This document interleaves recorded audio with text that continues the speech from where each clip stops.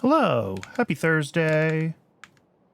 1 second, there's one thing I forgot to open before starting the stream. Okay, there we go. Yeah, so yesterday we made some good progress on pushing through the prerequisites for PyScience 3. We've got neodymium processing going on up here for neodymium magnets. We're still waiting for a shipment of the neodymium ferroboron alloy before the magnets get made, but that is all on track. We got all of our alien life stuff bootstrapped. I don't remember if that was yesterday or if that was Tuesday. That must have been at least partly yesterday. So we'll, I should actually come down here and finish installing modules. I think we have, yeah, we have plenty of Dilmos to be Dilmo modules. And on the Dingrit side, I think we do as well. So we should be able to get both of these builds fully moduled up. So today we've already got all of the shopping done to work our way up through this chain that we set up yesterday in YAFC, magnetic beads all the way up to nanofibrils. And then once we're getting close to through this chain and we've got all this built, we'll look at what the next thing to do is. But I think it's going to be the bio-ore chain and getting this figured out.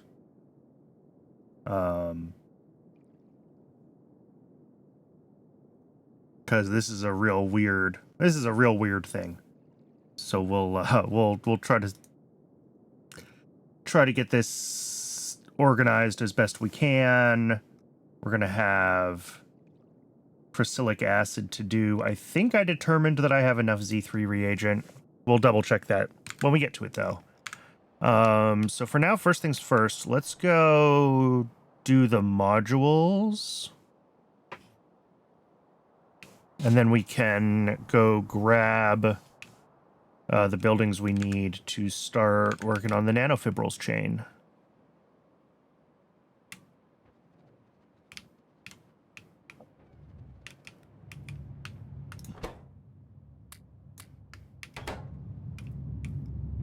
Dog of Chaos, 7-stream streak, a whole week.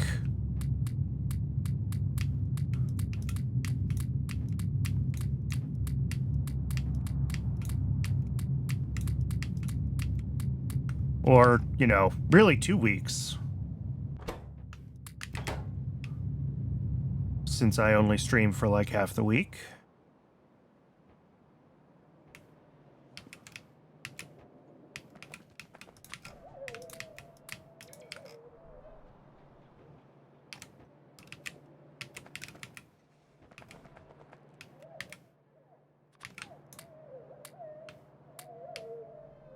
I need a few more. We might not have quite enough. That would be unfortunate. We're so close. Okay, we do. We actually do. Because I think we only need one in here. Let me double check that in YAFC. Yeah, we only need one. And even with just one, we're only using a quarter of the reproductive complex. So that is fine. So yeah, Dingrits are fully moduled, Dilmos are fully moduled. So when we get to the point where we need those as inputs for other stages, we will be able to grab them.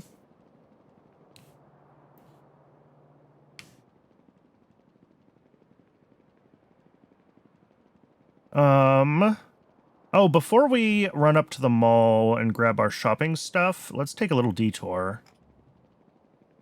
Something that we need for the nanofibrils chain is empty petri dishes.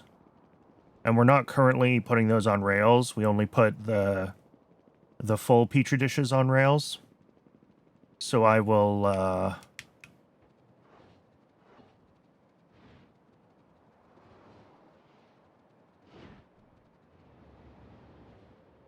get those on rails. I was looking at this a little bit before the stream. And we've got two things here that were by product outputs when we were doing the crushing on site. We're no longer doing the crushing on site.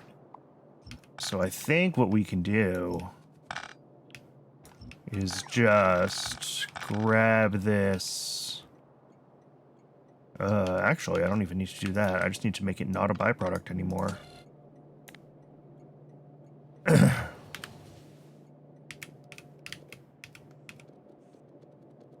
Grab all the stone out of this, and then we can just route in the dishes, which are right here.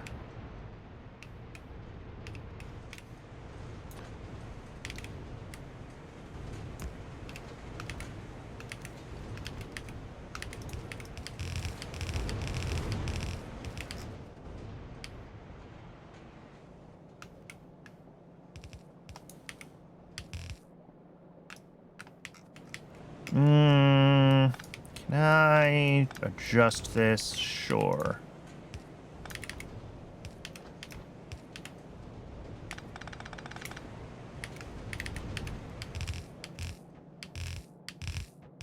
Yeah, look at that.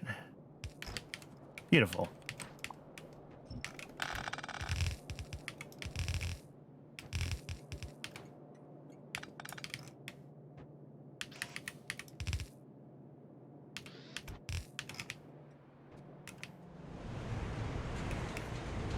And, I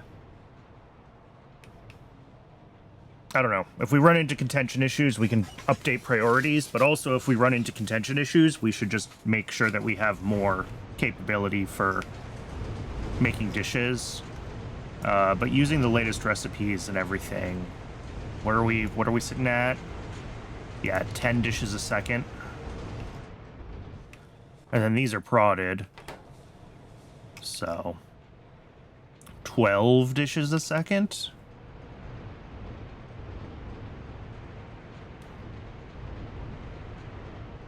I think it's going to be fine.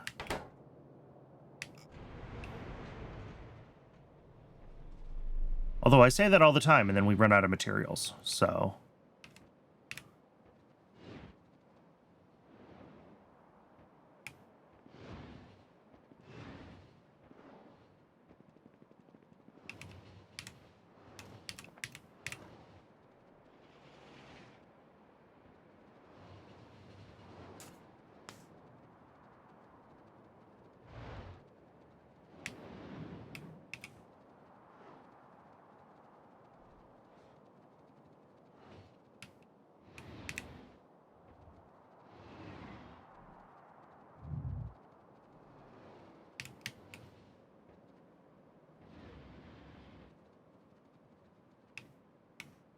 I think with the dishes in place, we should be able to just grab...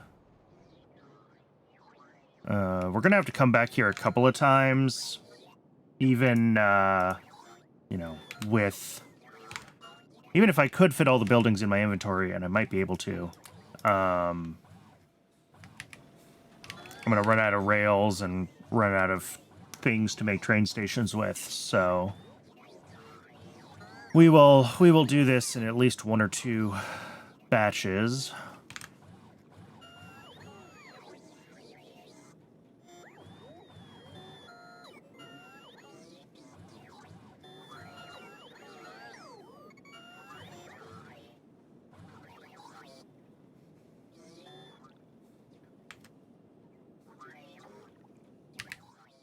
Let the bots catch up a little bit, especially on rails. We're going to have several steps of this process that are like 1 or 2 buildings with multiple train stations attached to them. So this is going to be a very rail-heavy setup. I want to let the bots catch me up on my requests for that.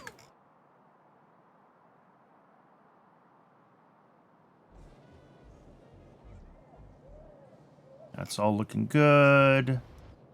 Dingrit food is running. Oh yeah, that's going to start buffering soon.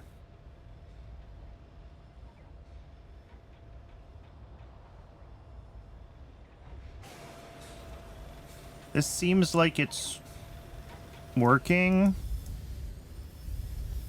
At least I don't ever see these turning off.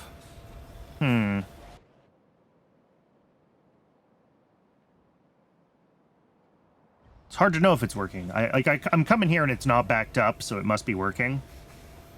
My only concern would be that I set the threshold in a way that's a little too aggressive and it's turning off sometimes too often, but I don't think that that's ever happening.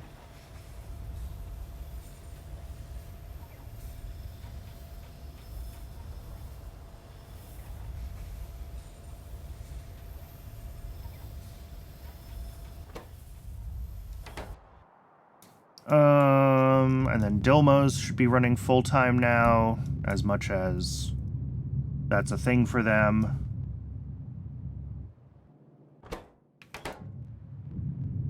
Boy, these take up a lot of space. And I'm going to have to redo this as soon as we upgrade recipes, too. That design's really not scalable to a lot of ingredients. Anything else I should be checking on? I don't think so.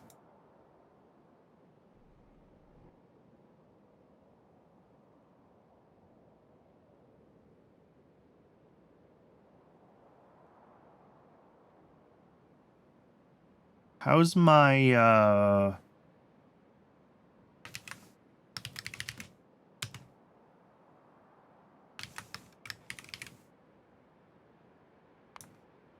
There it is. Oh, it's off the side of the map. Okay, I should go fix that. I was gonna see how this is doing and make sure that it's all working correctly, but I can't see it right now.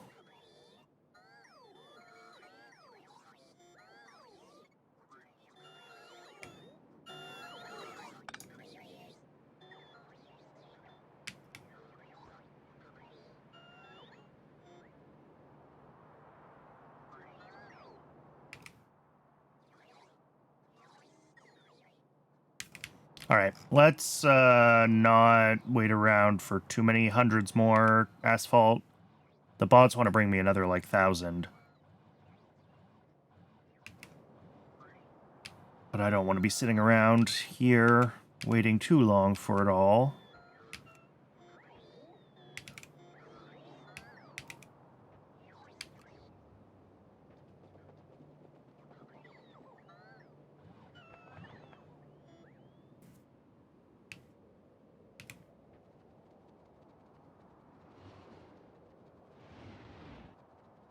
Alright, let's see, one, how this is doing.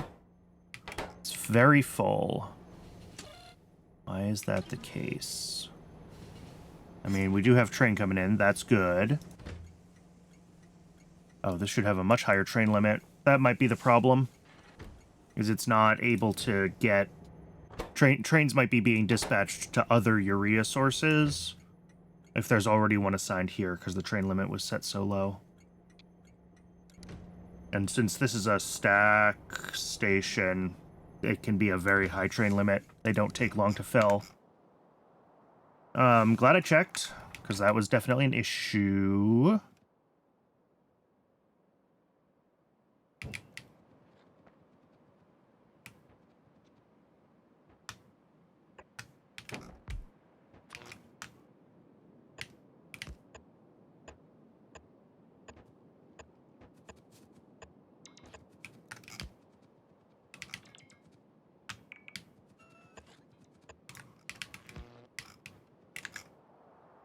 No, I think I let the bots miss one or two here. There we go. Now we're radared. And another one of these up here.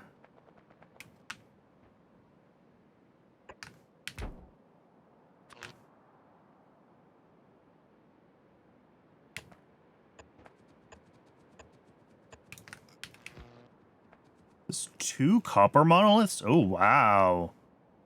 Okay. Do I have access to those yet? Oh, well, I could. 20 a second each.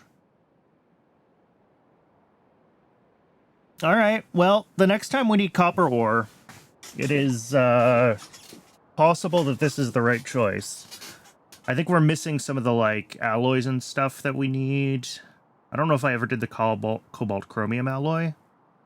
Oh, and this needs fluid mining drill Mark IIIs. Did I ever... Oh, we can make these. Okay.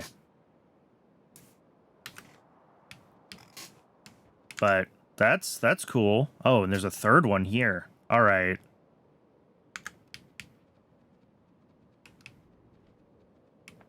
Yeah, can I see...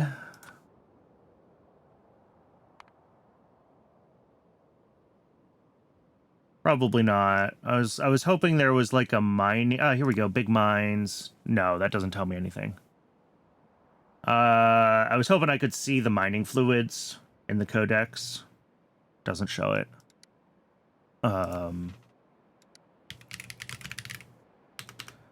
Will it just tell me if I look on the copper mine? Does it tell me what the fluid is? It doesn't tell me. Does it tell me on...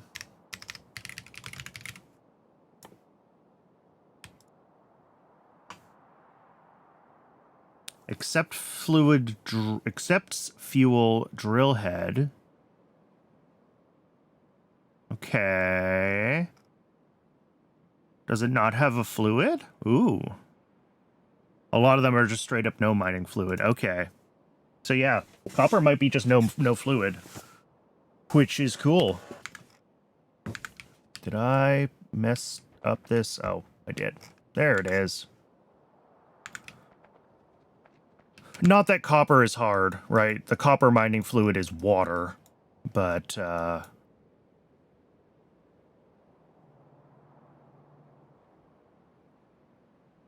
don't even know which copper deposit I'm currently mining.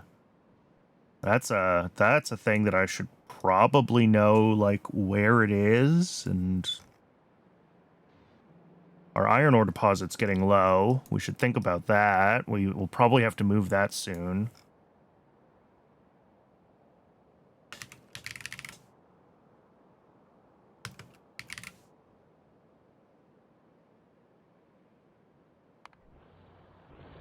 Here we go. Yeah, we've got plenty left at this place, right? Estimated resources 500,000. The ones in the middle, 180,000. That might start to slow down soon, but not like soon.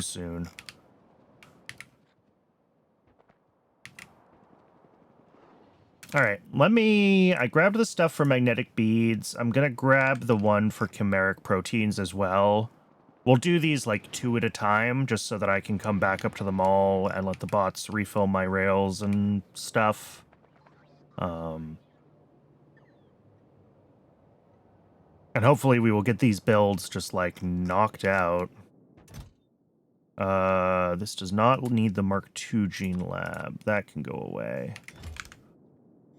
I swapped that in for a Mark I, because it doesn't take modules.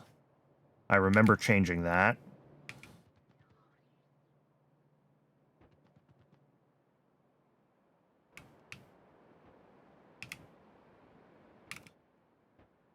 When do I get the Mark II molecular assembler? Not for a long time. Okay. Yeah, not until prod. And we're not even... As far as I'm concerned, production science doesn't exist. Obviously, that is our next goal when we're so close to PySci 3, but even in PySci 3, you know, the first few techs are going to be what are the obvious wins where we have bottlenecks where we can grab things that are going to help us move to better processes, and then we start thinking about the path to the next science pack, right?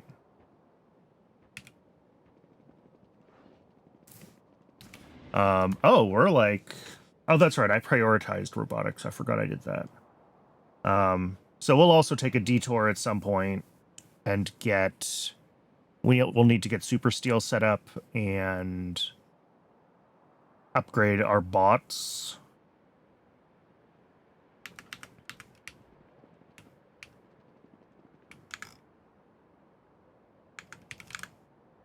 All right, magnetic beads first. This is literally 2 stations, so I guess we can do it down here. At one of these places where I have space for a couple of extra stations.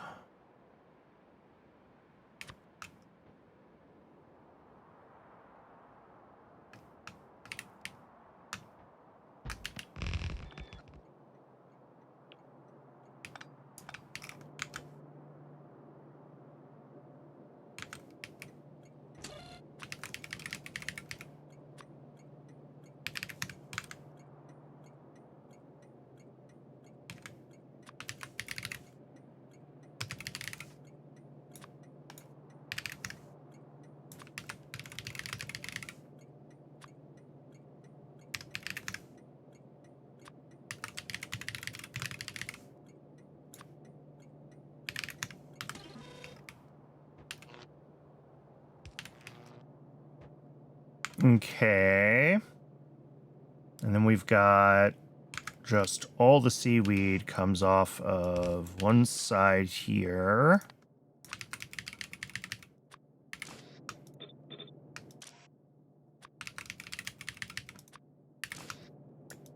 Helps if I hit the right buttons.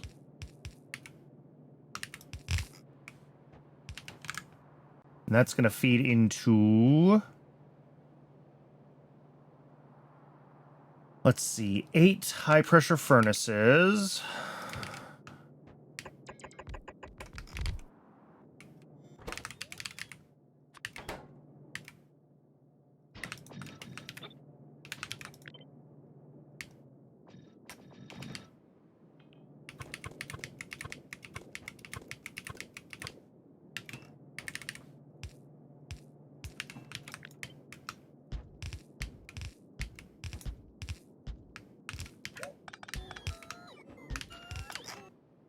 Okay. And input is 1 to each of these, so that will just be 1 inserter each.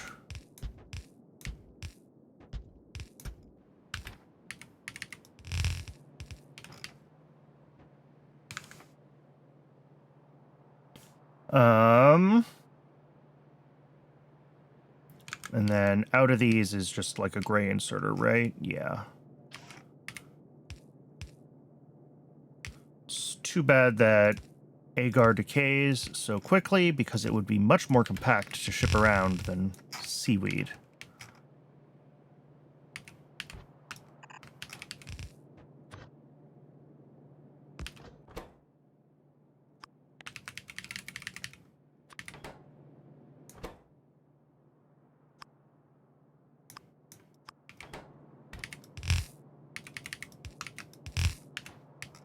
The usual sushi belt for things that decay. Except this is going to be on the wrong side. It is. There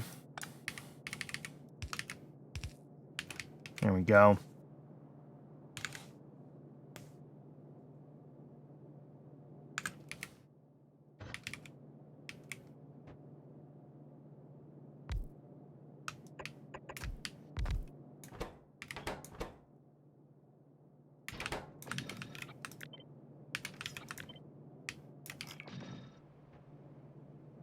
All right. So these are going to have coming in on the bottom, like, I don't know, an item and a half, 2 items a second. plus the agar. Oh, no, but it's not. That's across the whole. Sorry, I was looking at the whole title. 1 point. Okay, even worst case, it's 0.59. That's fine. That's one of these. And then a long-handed here. And here for decay.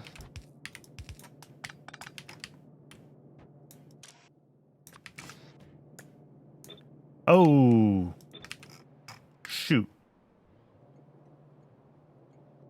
Oh, wait, this is already biocrud here. Woohoo! Never mind. Not shoot. It's fine. I forgot I needed to have a station for a biocrud output, but I can just share it with this other build. That's totally fine.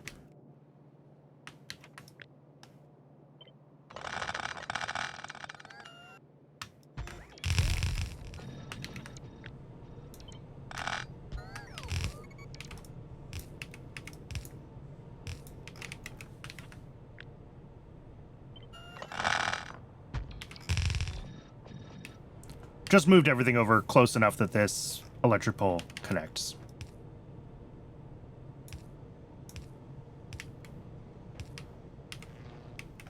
And then we're going to take, I guess, I'll do the aluminum and the nickel.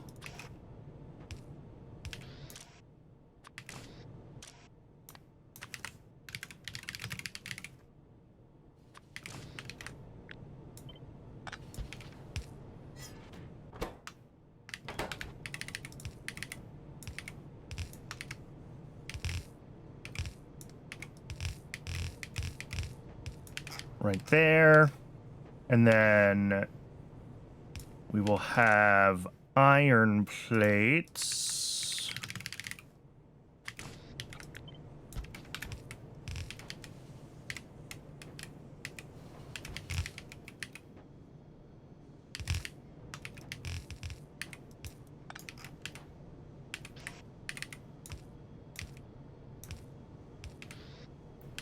And then outputs.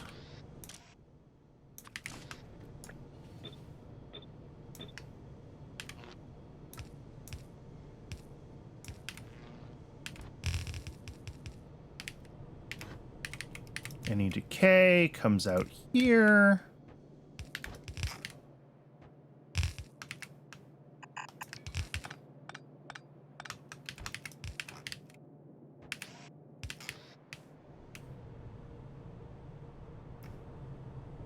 These all need to be set up to only run when I want them to, so we're not constantly spitting out decay.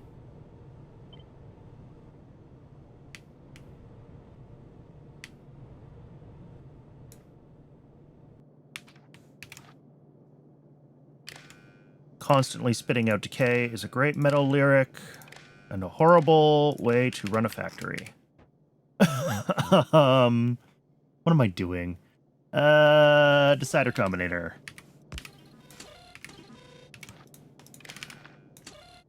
So this is gonna output everyone's favorite green check mark.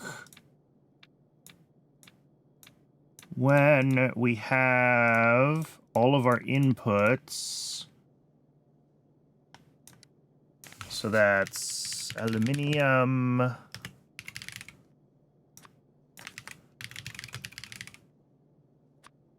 And iron plate are all greater than 0, and magnetic beads is less than 10K.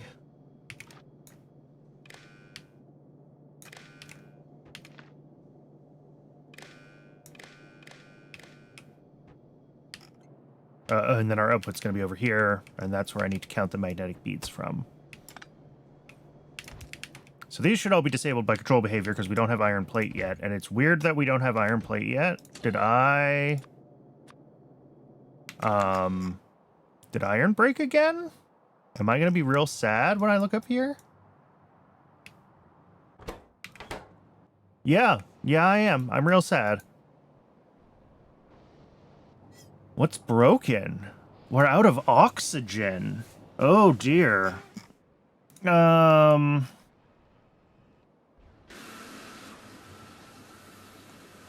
Yes, we are.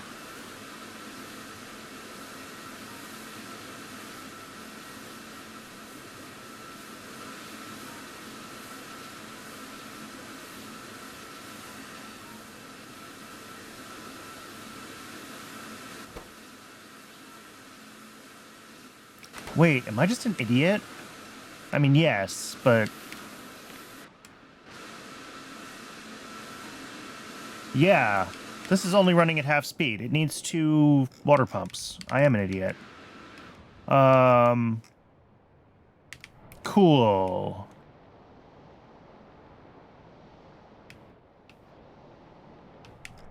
And, like, yes, we are going to pull a little bit out from nitrogen, but, like, not heaps.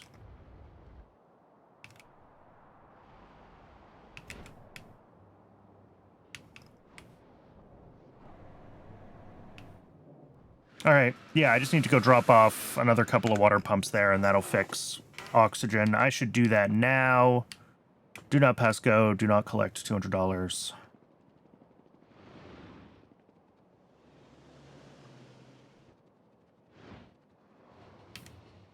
Because that's breaking, like... If we're not getting iron plate, the whole base is screwed, right? We're missing. We're going to start to have major failures. I'm worried that we may already be having major failures, and I don't even know how far the wave has started to go.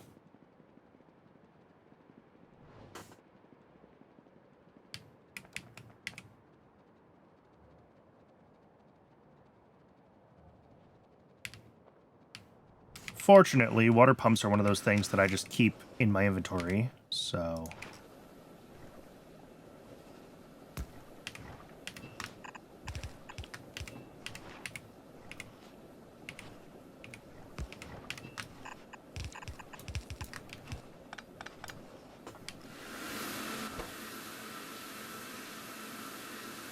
Alright, well, I just doubled our oxygen production. Is that going to be enough? Who knows?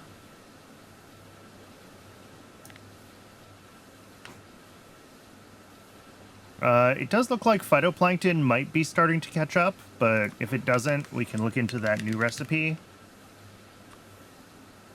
And oxygen is in pretty rough shape. This is going to take a second to really resaturate itself.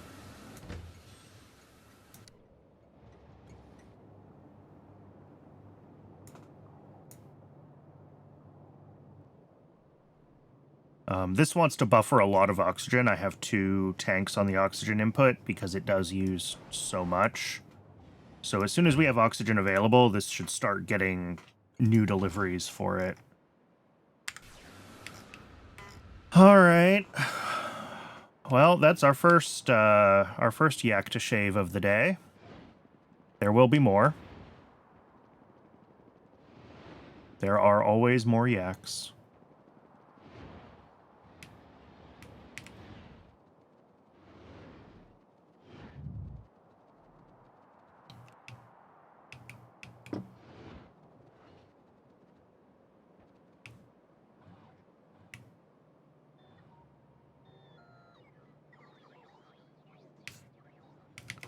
Oh, I don't need anything here, do I?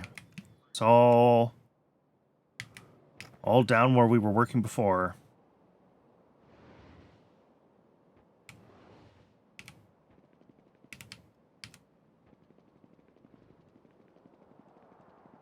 Well, science is running, so the iron plate failure can't have pushed too far into the whole freaking base.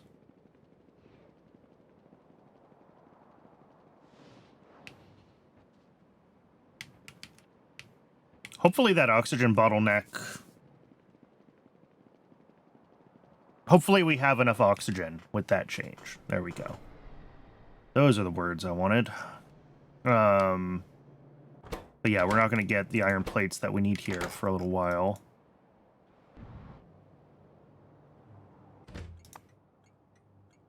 Two trains with this stop, though. I mean, that's good.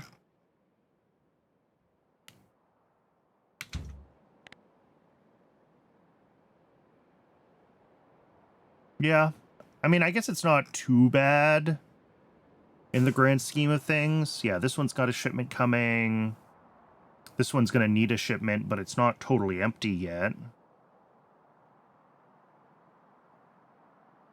What brings in nitrogen and oxygen and hydrogen? That's such a weird... oh, molybdenum processing. Interesting.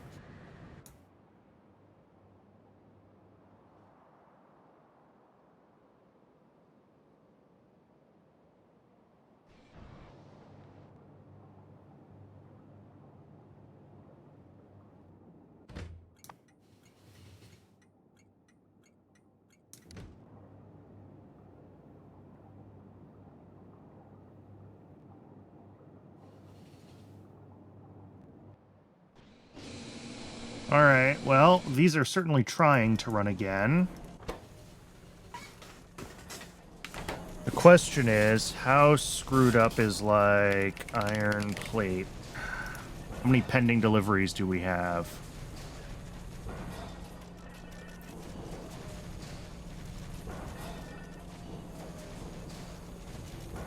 I don't love this. What is this shipment of 500 quartz ore? Why do I do this to myself? Oh, yeah. How many... Oh, this is 6 things that I have crammed into a standard-sized depot. Gross. I should redo this.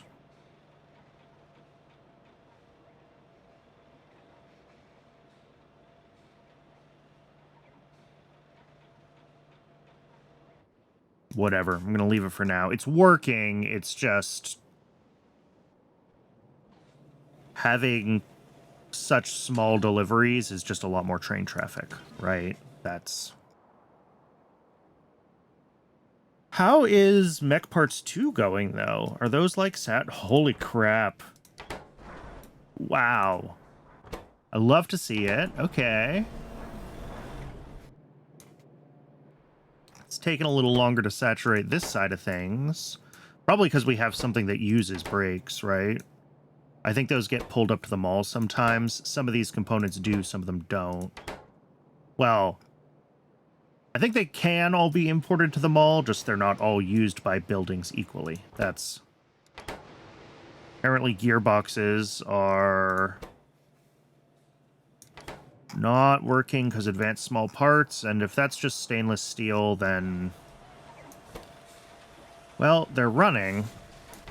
Have they been running, though? It's possible we just don't make enough advanced small parts. I don't know that I've... Yeah, I mean, those have been running consistently for the past 2 hours. I mean, a couple of little dips in there, but... We might have to double-check our advanced small parts demand in the overall base. Oh, pardon me, I just bumped my desk. And then maybe expand that, because we've been running off of that one advanced small parts assembler for a long time. When do we get...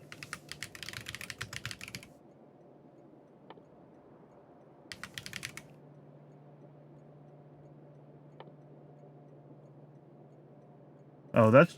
There never is direct casting of advanced small parts, is there? I keep thinking there is, but it's only for the basic small parts. Direct casting of engine units, though. That's wild.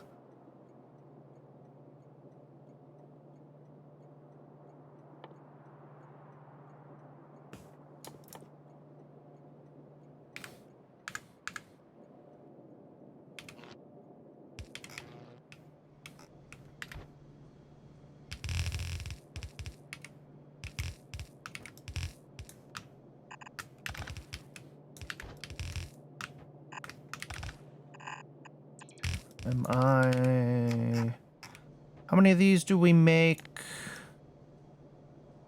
1.6 per second. All right, that is 1 blue inserter. Hey, and we got iron plates. Cool. And that should mean that these are now enabled. And yet, oh, helps to have the right control condition. And now fluid ingredient shortage because I just need to put the boilers in place.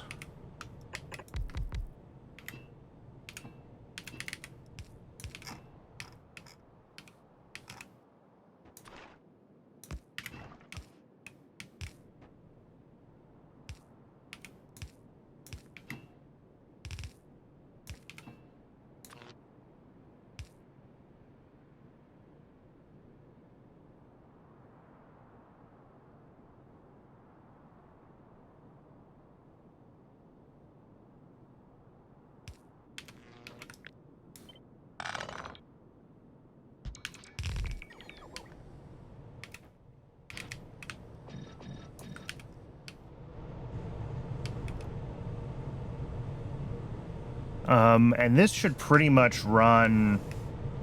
We shouldn't have a lot of spoilage because these only run when we have all of our inputs available, and... Oh, but I'm an idiot. Let's make sure that we're filtering on the right thing.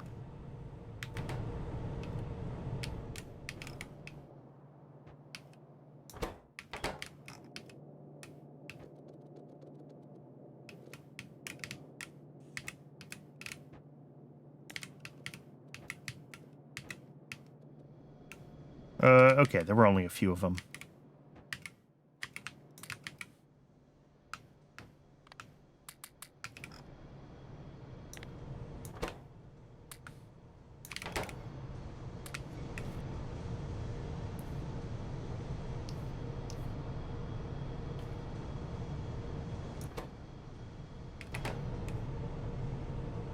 Cool. I think this is it. I think we've got our, whatever these are called, magnetic beads. All right, next, chimeric proteins. This needs 3 stations. We've got a solid input, a fluid input, and then we spit out the chimeric proteins. So this is just a new set of stations somewhere, because I don't think we have space around any of the existing stuff.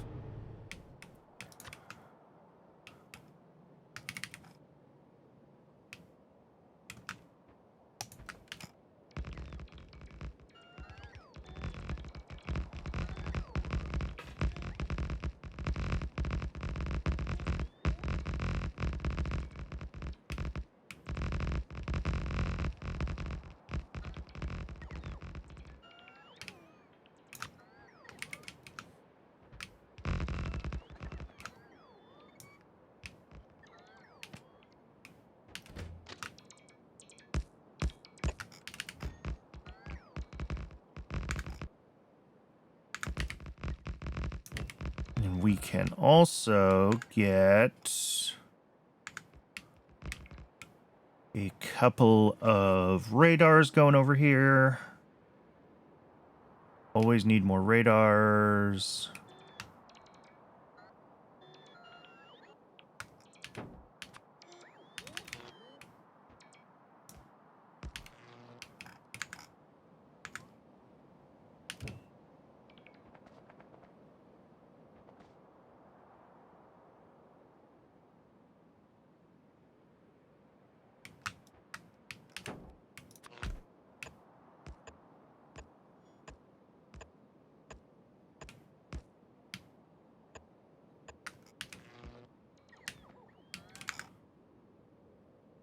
And the bots probably failed to place one of these while I was dragging and dropping everything. No? What did we miss? Oh, we're not connected down here yet. That's why. There it goes. Now we have power there. Beautiful.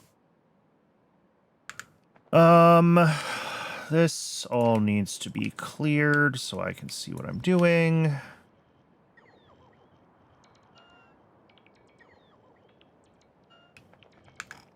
I guess I don't necessarily want to build on the left side of this because I want to leave space to expand the boron processing if we need it. So I think we're just going to go to the right. Set up our fluid drop-off first with ethanol and ethylene glycol.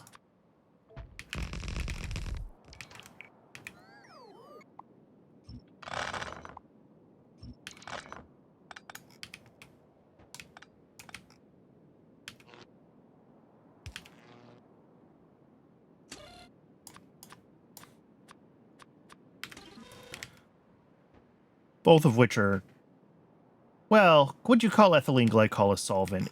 I guess you could call it a solvent. Things dissolve in it. Certainly ethanol is up there with my favorite solvents. Easily top 10. Number 1 is water, obviously.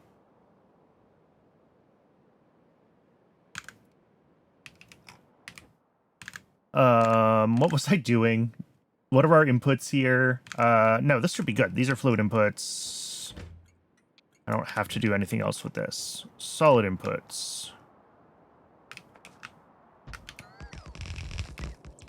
are going to be those magnetic beads that we just made. And retrovirus.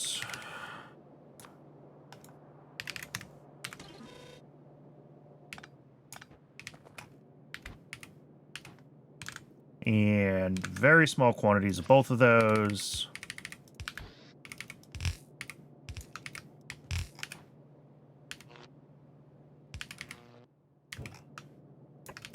Gene Lab.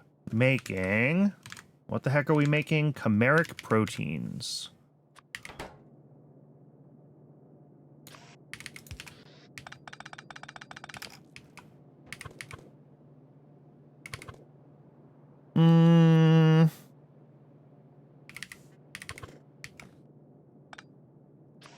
Let's do this as a long-handed inserter.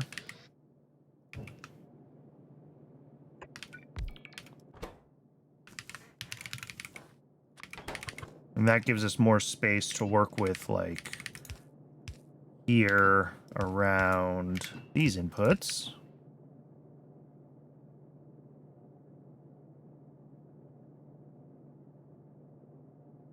Yeah, that should be reasonably tileable. I can copy and paste this, you know, all the way down the chain now.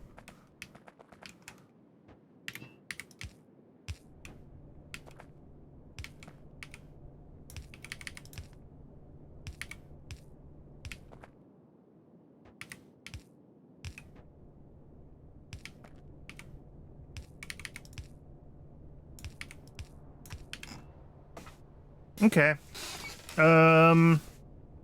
And then just an output? Question mark? I think so.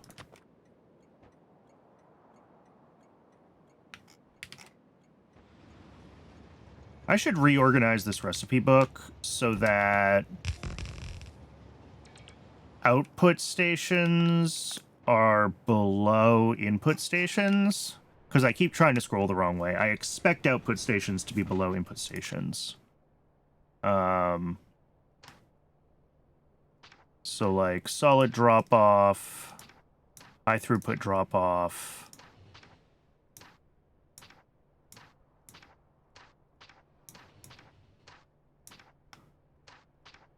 Actually, we'll put both of these ones at the bottom, the fuel related ones. There we go. Which actually I don't need anymore, but I'll leave them for now. In theory, we're not using the fueling stations anymore, though.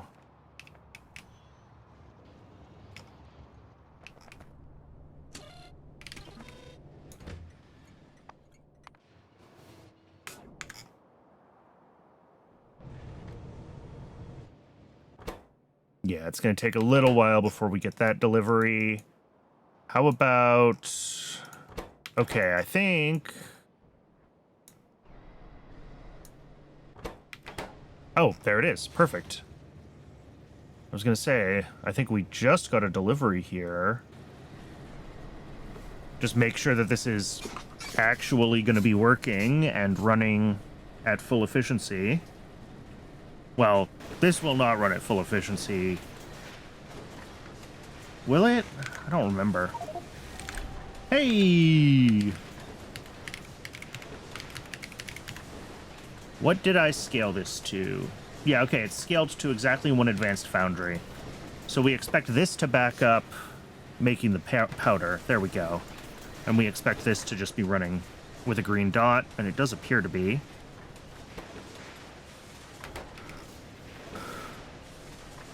All right, we got magnets.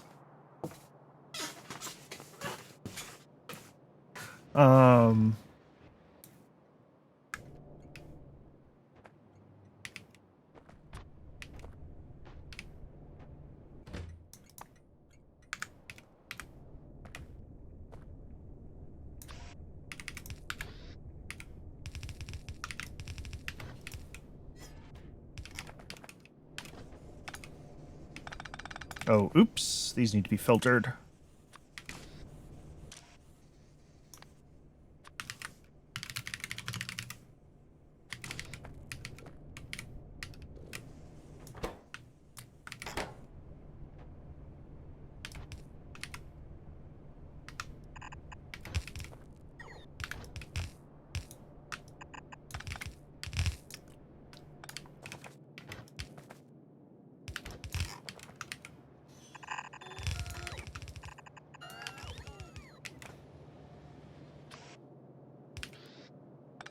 There we go. It's important to put just 1 gray inserter on the train station so that when I upgrade this later, I forget to fix that, and I have to come back and fix the bottleneck.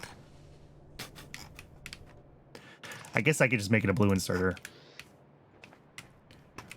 I'm trying not to put in too many extras inserters when I don't need them, because we're right on the edge of staying at, 60 UPS, but I do... there's a balance between making sure that I have a little bit of future-proofed throughput and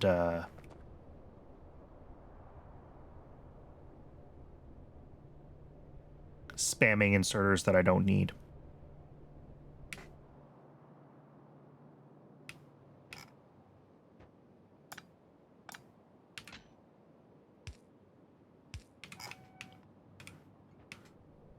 Okay.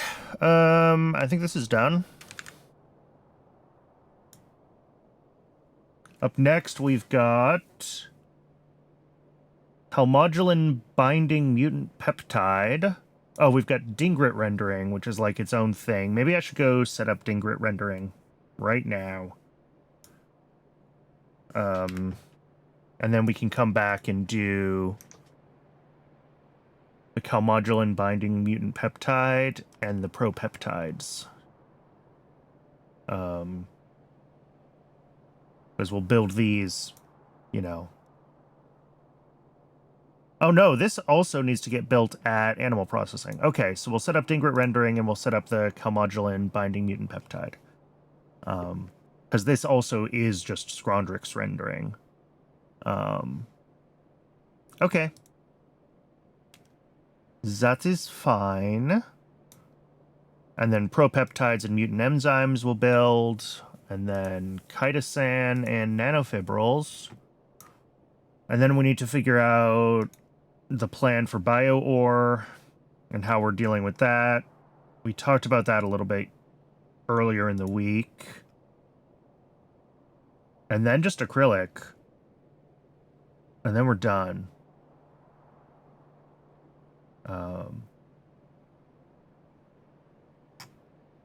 But obviously bio-ore is a bunch of dependencies and the crucilic acid and the tributyl phosphate, so that's a lot.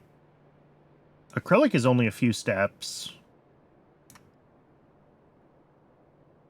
I decided that gas bladders spoiled slowly enough that we could get away with doing them.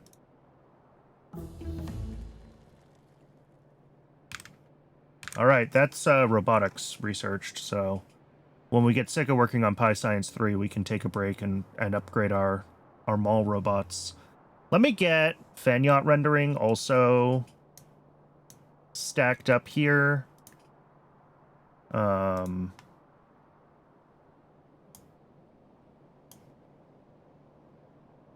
As a new tab, and we'll do all three.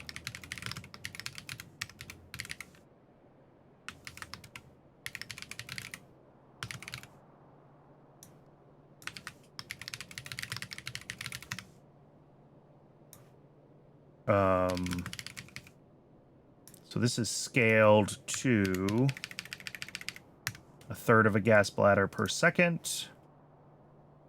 Mark 1 slaughterhouses. I am feeling better today. Thank you.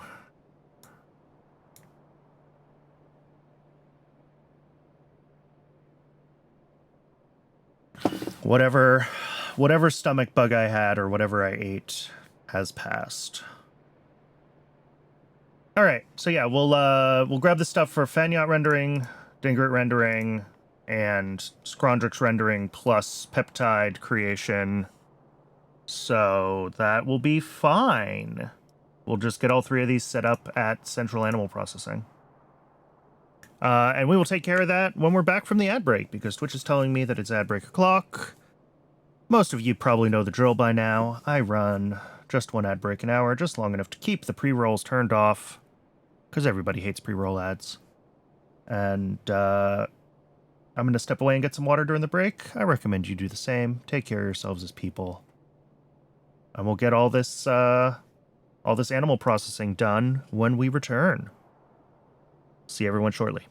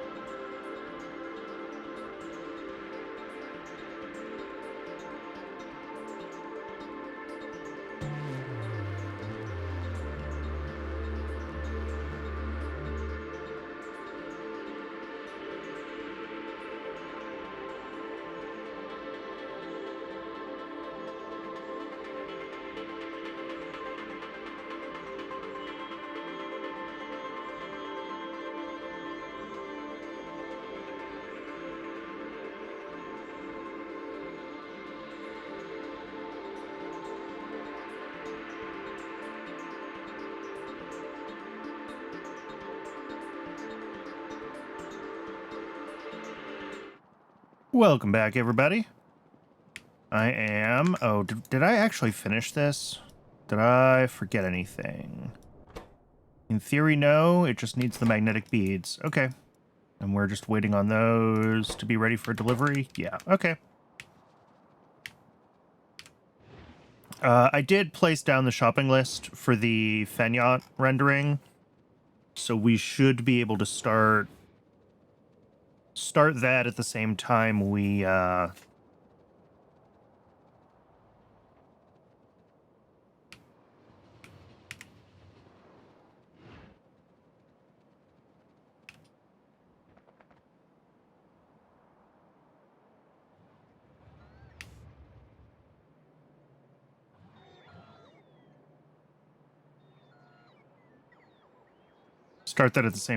do all the rest of the animal processing.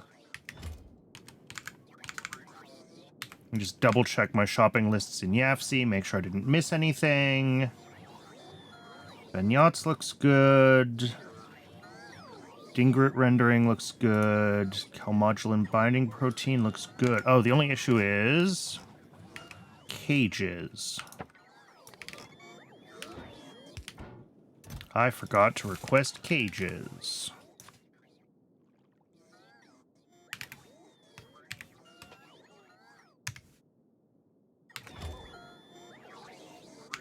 Which, like, shouldn't take too long to craft, but...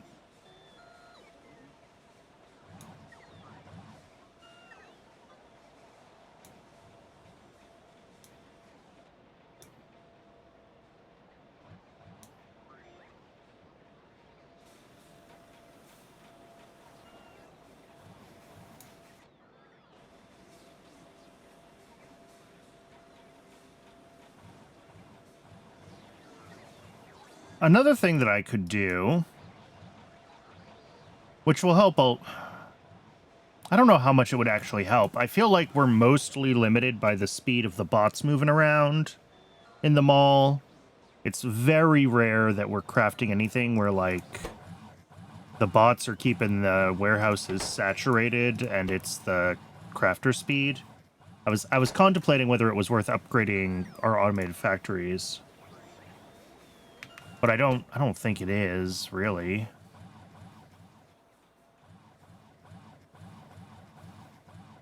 Oh, interesting. Cages are proddable.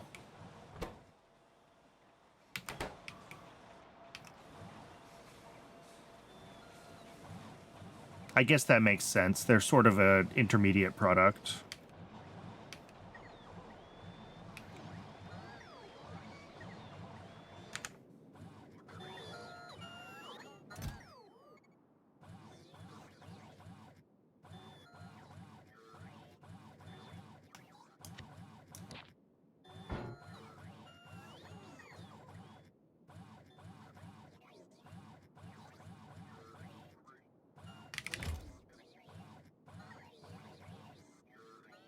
Alright, well, we need to wait for the bots to catch up on cages before we can actually go get this set up. So I guess if we're waiting on cages, we may as well spend some time in YAFC, because there's always time to be spent in YAFC. Let's look at the bio ore, and crystallic acid and TBP. I think that is a good place to start. I decided that it makes sense to do the bio ore on site here, because of the decay time. It decays too quickly to put it on rails, unfortunately. So we'll do... whoops. We'll do the bio ore here. We'll do crystallic acid offsite, and we'll do the TBP offsite. Okay. So that means we need advanced substrate and crystallic acid in their own tabs.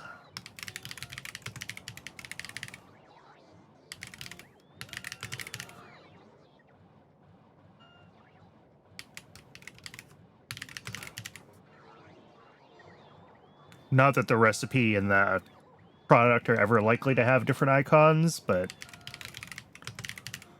I try to be consistent about using the product for my icons. How much do we need? In theory, 0.13 a second. Oh, no, we can prod it. In theory, 0.11 a second. Okay.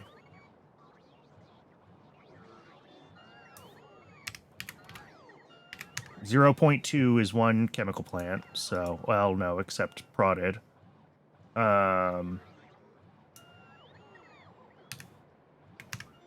So it'll be 2 chemical plants, 0.24. Okay. Because, oh no, but one of them is good enough then, right? 0.12 is enough with prod? How much did I say we need? 0.11. Yeah, okay. Sweet. 1 chemical plant with prod then. Almost exactly 1. The tributyl phosphate, I think I decided we're shipping in because it's used for other things. Yes, it's used for future nuclear shenanigans, so we're going to want to be able to scale that separately. Slaked lime is always a make-on-site thing. Bio-oil. Is that a make-on-site thing, or a... I guess the only reason to make it not on site would be if I really want to do any of the bio-oil paths for nat gas or syngas or something, right? And if I was going to do that, I would probably make them...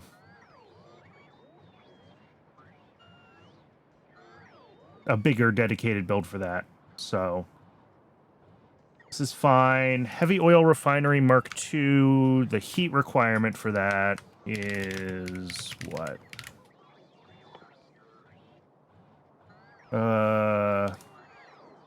Required temperature 1.5 K.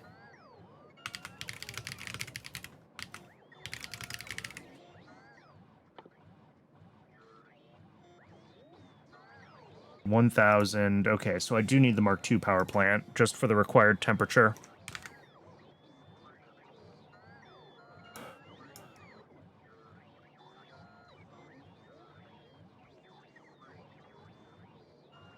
I should really look into, isn't there one of these things that I can make that doesn't make an ash output? Am I losing my mind?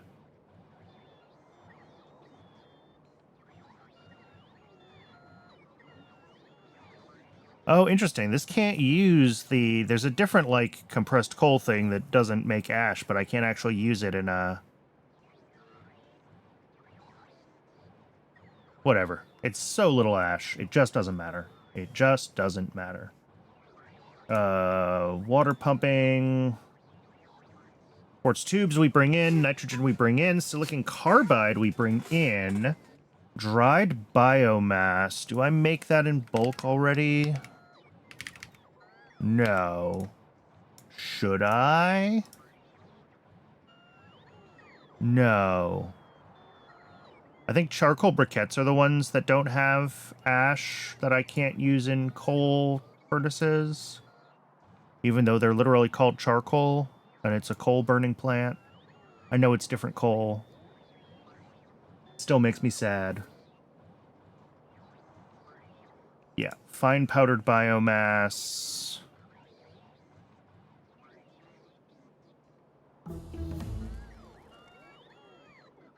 Powdered biomass. And then we bring in the biomass we need. This is going to be fun to build. To get the dried biomass done, but whatever. And then the processed ash is a whole thing.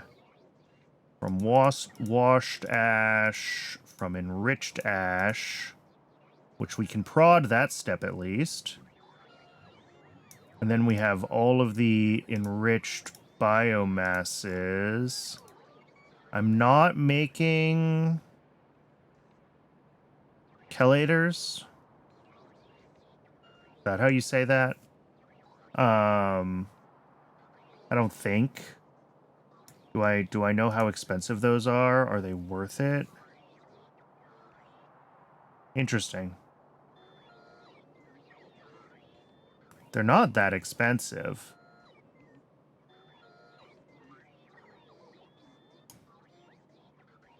How much better yield do we get with them is the question. 200 tailings and a grod to 10, or 200 tailings and a grod to 20. Okay, so it doubles with slightly less wastewater. Something to think about. All of these need to be moduled up. Moduled up. Moduled up.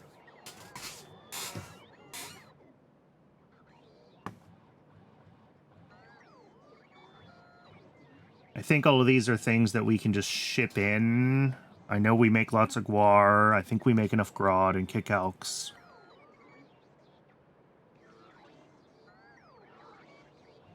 All right. So this would be the advanced substrate.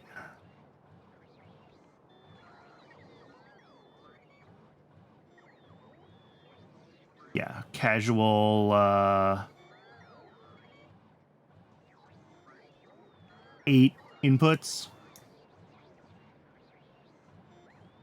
And some of these buildings that don't have modules... Oh, actually, if I can use a Mark 1 heavy oil refinery here... Will this run then off of a burner? Can I get away with that on a Mark 1 heavy oil refinery?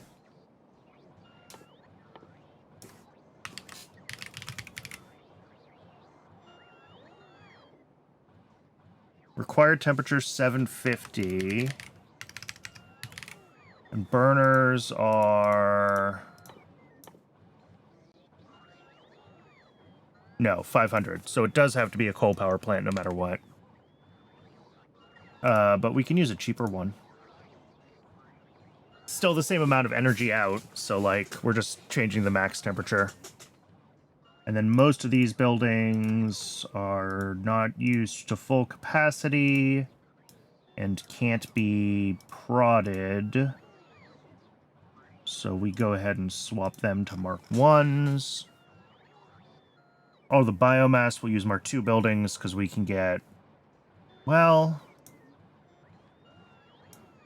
Yeah, this would be a lot of space dedicated to buildings if I use the Mark 1s there. We'll use the Mark 2s for that. Okay. That looks fine, question mark. And then we also need, for the bio ore, we need crysylic acid, and we need to make the tributyl phosphate.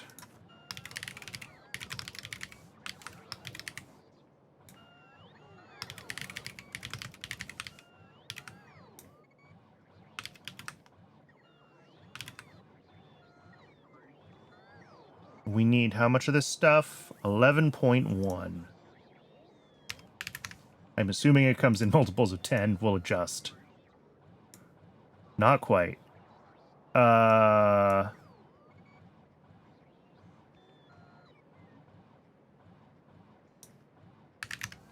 Actually, I was very close.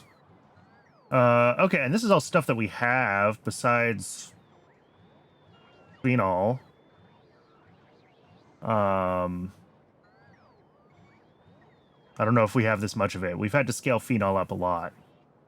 But, like, we have creosote, we have nexolite plates. All right, that's easy. I like easy.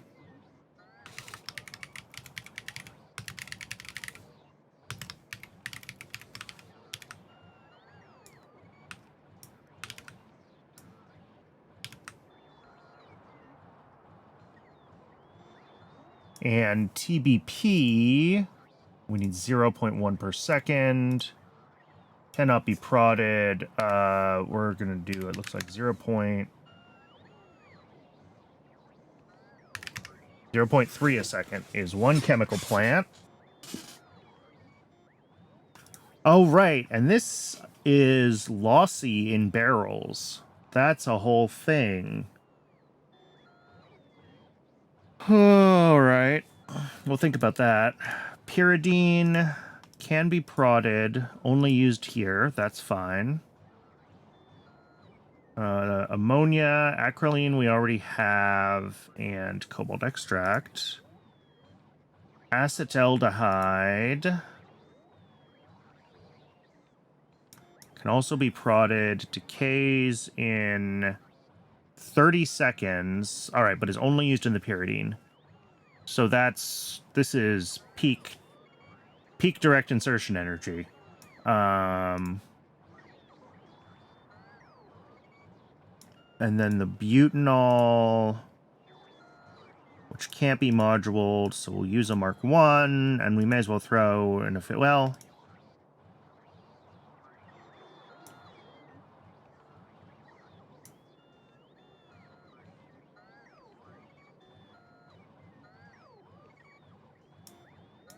Yeah. We're gonna, just for the sake of electrolyzers, run it with an efficiency module. Propene, hydrogen, and carbon dioxide to butanol, which is only used in TBP. Okay. But this needs barrels. This actually needs barrels. Gross.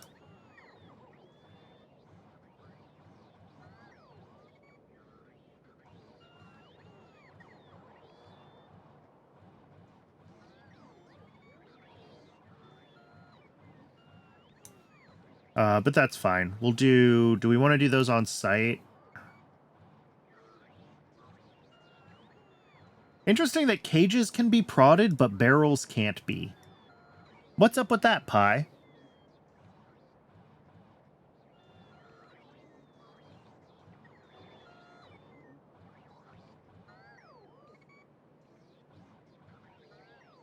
All right, yeah, we may as well just ship in the steel, unless there's a casting recipe for barrels that I don't know about.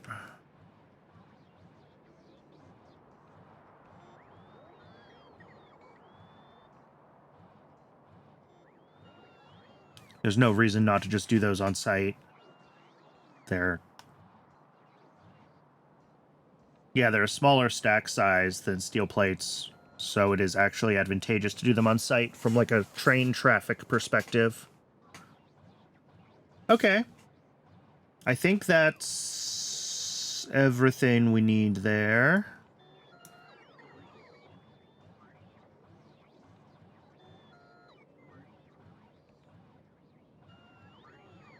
And then acrolein we've already done. Yes. And we're making like 20 of it a second. We're using 16.7 of it for filtration media. And the TBP wants 8. Oh, well, technically we're oversubscribed on acrolein. I should make one more. I should make one more assembler for acrolein. Do I want to? Not really. But I should.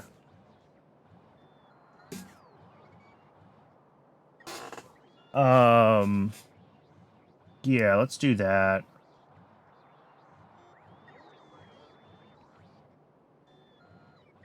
So that'll be like, what, 28.8? Yeah, I can math, but really it's just one more chemical plant. And 2 more productivity modules. And then our shopping lists for the TBP for the advanced substrate and the cryolic acid. All right, let's get those shopping lists populated so that they're ready for us when we need them.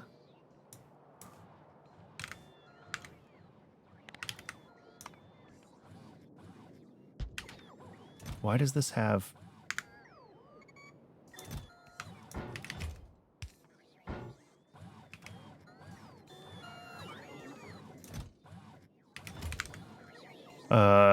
advanced substrate shopping list. Ooh, this is a long one.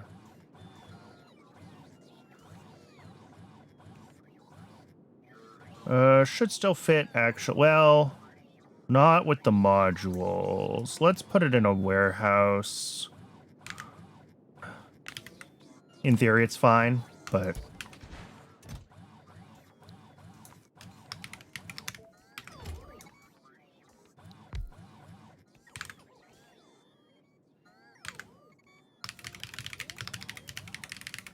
yeah, that way if it does bring in...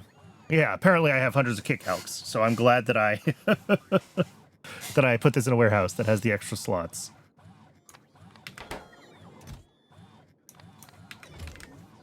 And then cryolic acid...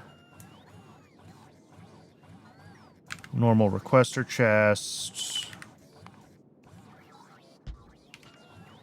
And then we will do one more, and this is the extra acrolein chemical plant.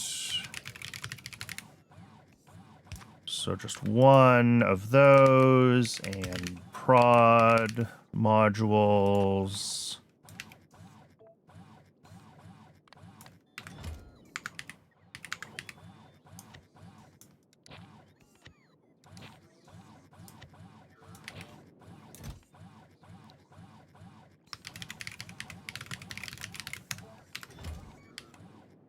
How are we doing on cages here? 1,000 out of the 2,000 that I requested. 1,000 is probably enough for these builds. Probably. Let me make sure that some of these Mark II buildings are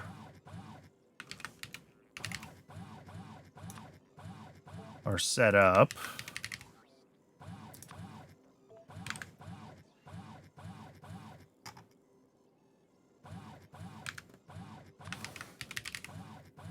Guar.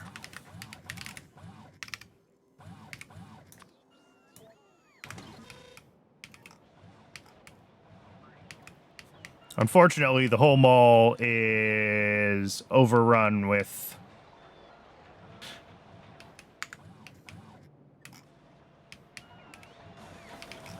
Do I remember how I do this? No.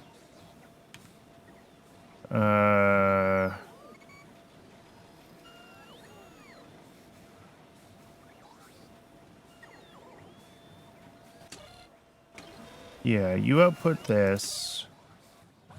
You multiply by -50. Oh, and subtract. Yeah, that's hard to fix. Okay.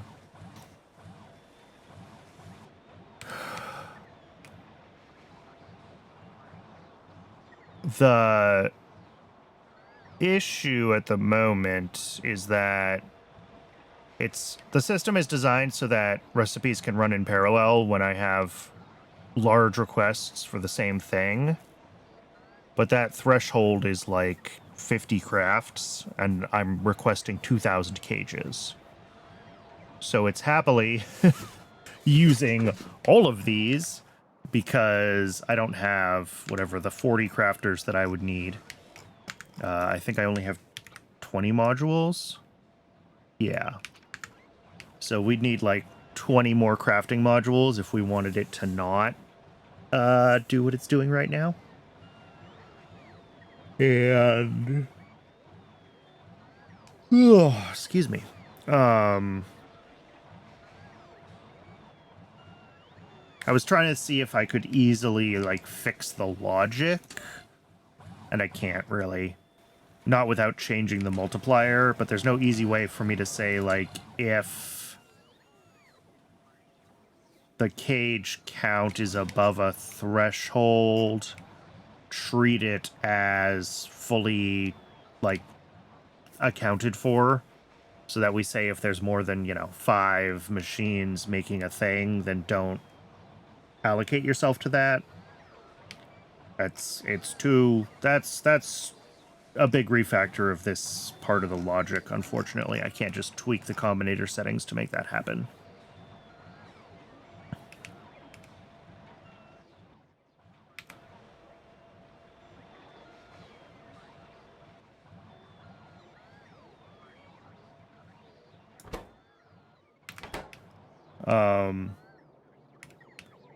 I think the issue here is going to be a lot of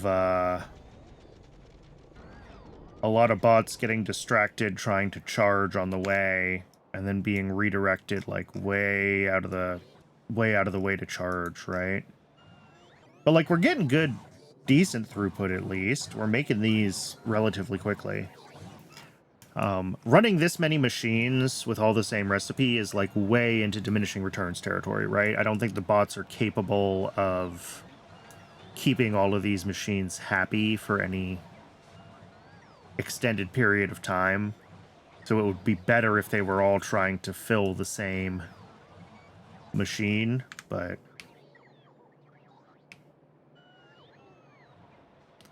it's hard for me to tell what's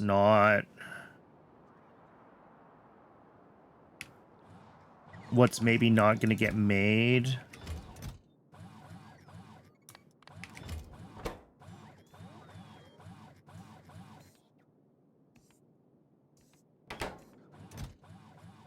You know, making sure that all the buildings we need are in the to-do list. I think they are.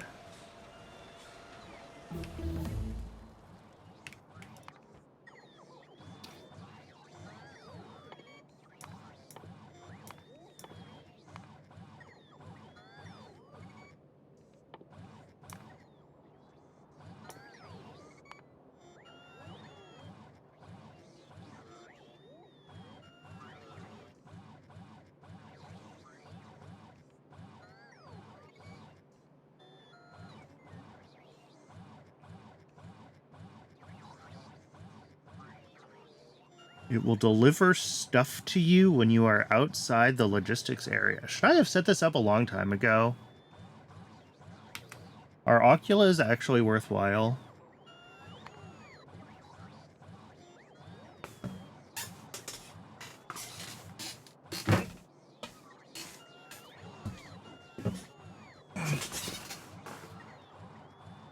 iPod must be placed in range of a RoboPort network. Oculus will only pick up icons from... So this would just keep me restocked, in theory, right? If I put a bunch of Oculus in the mall. Well, I probably should have built these a long time ago, considering... Although my question is, how fast are they? Because given the scale of this disaster that I call a base, it might be faster for me with my, you know, my cheaty starting equipment to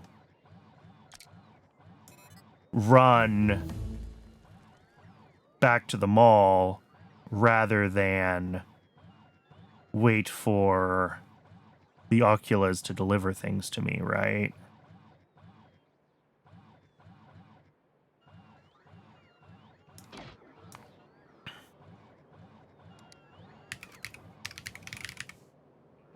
I was gonna say, when do we get the ability to make more exoskeletons than the ones we got at the start? Not for a while. Those are gated pretty deeply into prod. All right. I think what I'm gonna do is I'm just gonna grab these things. We're gonna grab 1,000 cages. I'm gonna keep this chest here always requesting cages, just like I have this chest always requesting barrels. And we can just grab cages when we need them for builds from now on, instead of doing cages like on demand.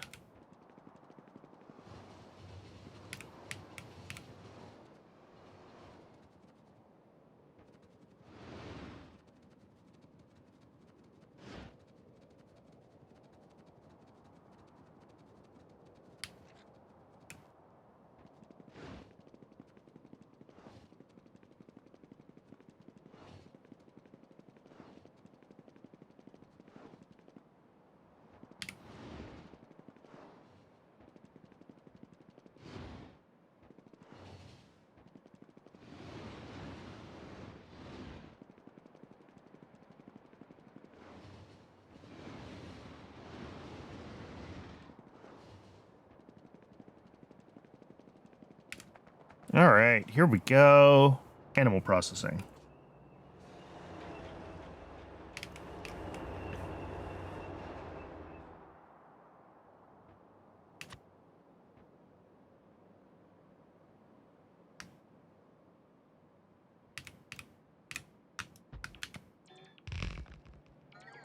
So, how do I want to do this? Dingrit rendering is easy, so maybe I'll just get that one set up first. And then Scrondrix's into the calmodulin binding protein is also not too bad. And then Fanyots just take up a lot of space because there's 10 slaughterhouses for them. But I think I could probably bring them all into just this station. Dingrits. Scrondrixen. And Fanyots. Not the Cubs.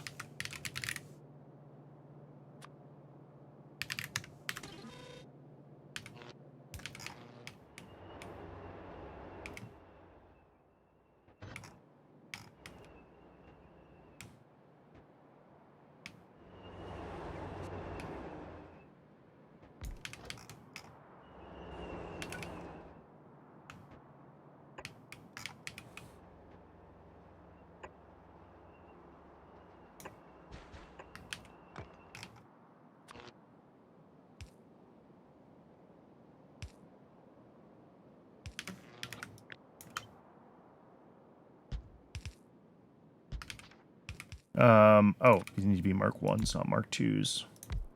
Copied the wrong thing.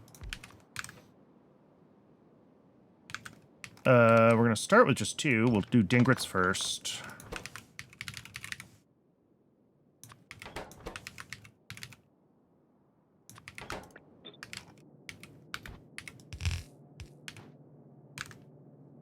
Let's see. 0.067 Dingrits in total. So this is all just gray inserter territory all the way around. Our total output, though, is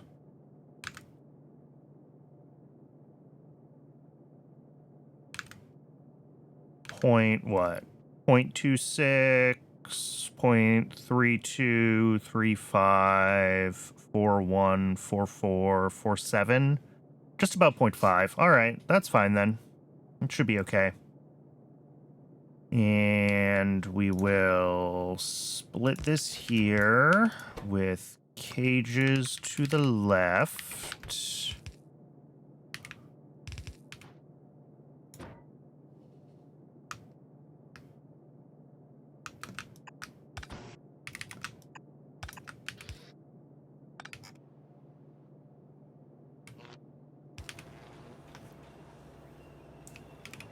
And then we got to deal with the blood output, obviously. We've always got to deal with the blood output. That looks like blood.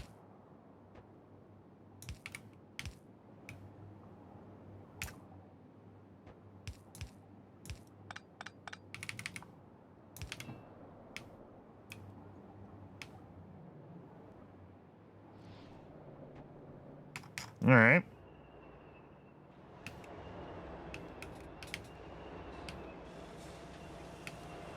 And then we got to deal with the actual outputs of all of these different animals. That's its own whole thing.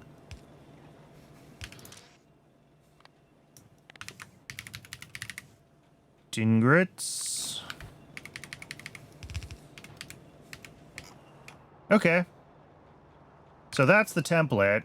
And then we do the same thing for Scrondrix's, except we need to filter out some parts of their output.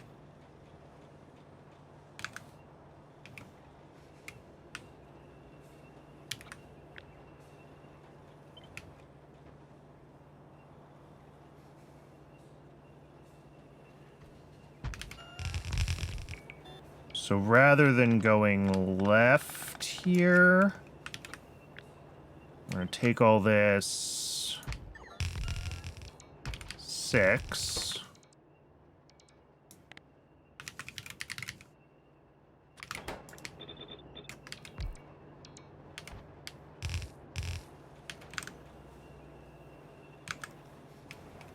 And this is all going to go this way as well. We will split out... We want to split out... 2 things. I hate splitting out 2 things. Okay. It's fine. We'll split out the meat, and we split out the pineal glands.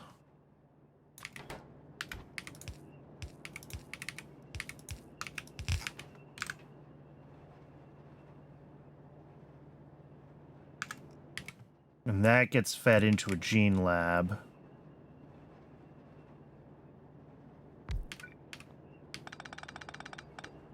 Which will also have some other stuff, but we'll deal with that in a second. And this makes the cow whatever.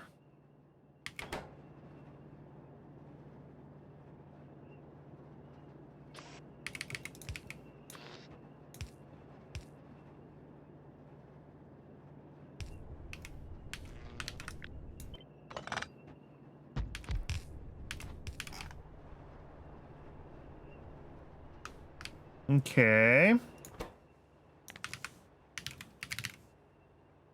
This cages Scrondrixes. That is filtered to Scrondrixes. Oh no.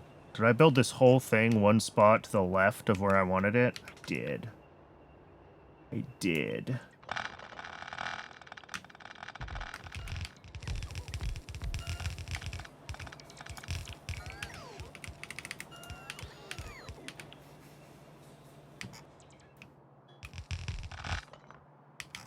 Anyway, this filters out those things that we care about. This whole belt comes all the way back to this side. And then same deal. Cages out. Everything else out. Figure out how we're merging all of these belts together soon.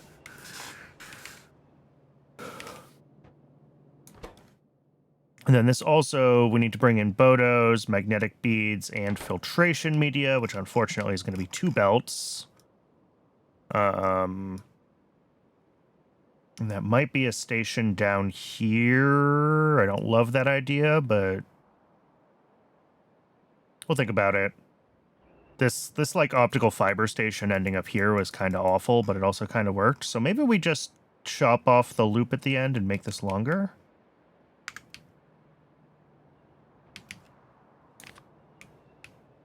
Having to do stuff like on-site at animal processing is real annoying, but...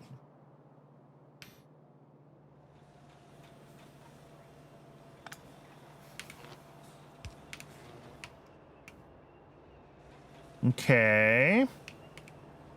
I'm not putting the cages in yet because I don't want all of this to turn on just yet. I need to have outputs figured out for certain things like the Dingrit spikes. I need to have yeah,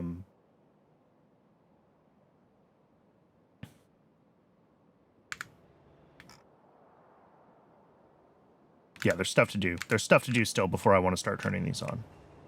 I need to add logic to them so that they only run when they should, when their specific outputs are requested, etc.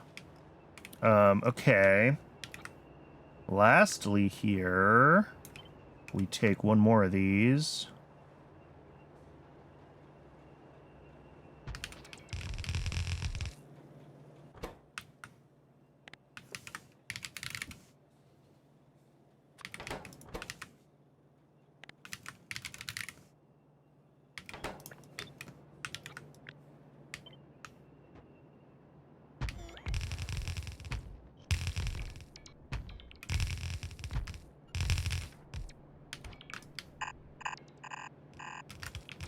All right, Fanyots, which is still just a third of a caged Fanyot per second, so not anything crazy there. We definitely don't need this part.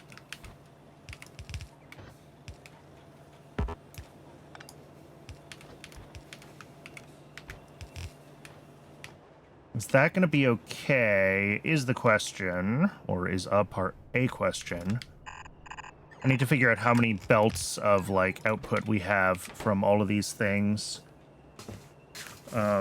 It's also probably worth splitting out their dedicated, like... We want to split out gas bladders here, right?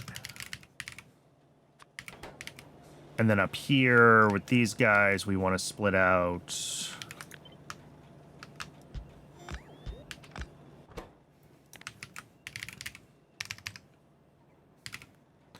the spikes and the pelts.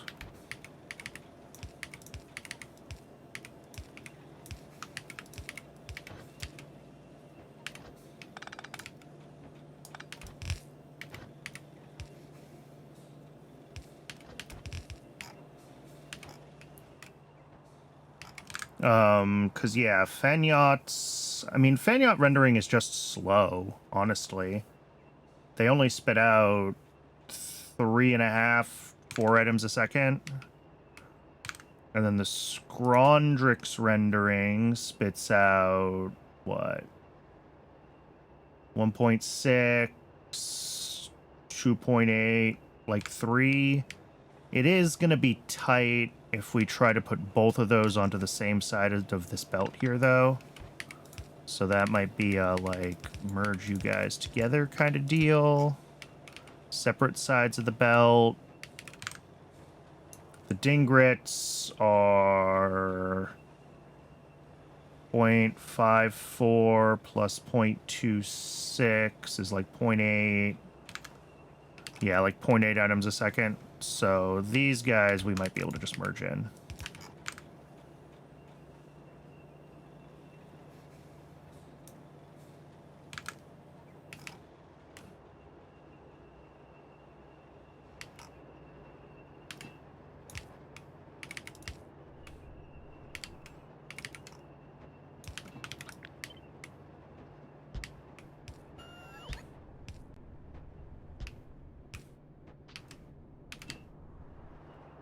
And the blood output, let's try to get that routed where it needs to go.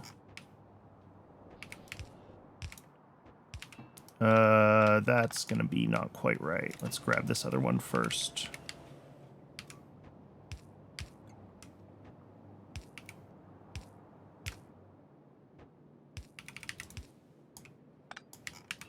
All right, that should be the blood output from all of those. We have our dedicated outputs for the various bits that we do need to route to dedicated stations. And then this belt is like the output of all the stuff that needs to be pulled up into what's going on up here.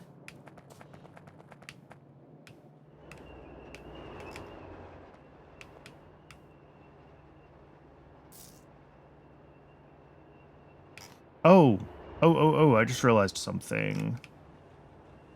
These guys are already going to be on, yeah, that side of that belt. So I think I can actually do this with one of these. Set like that. Because they should be on opposite sides of the belt, so they'll just merge together. And then if I'm feeling particularly...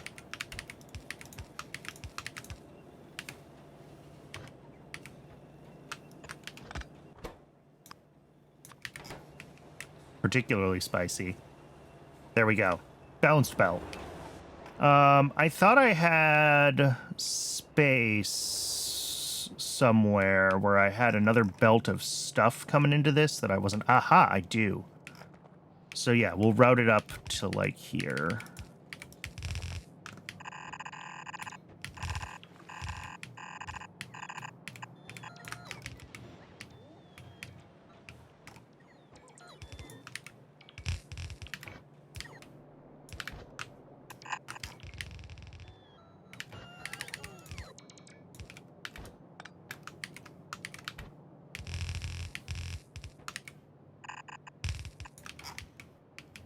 All right.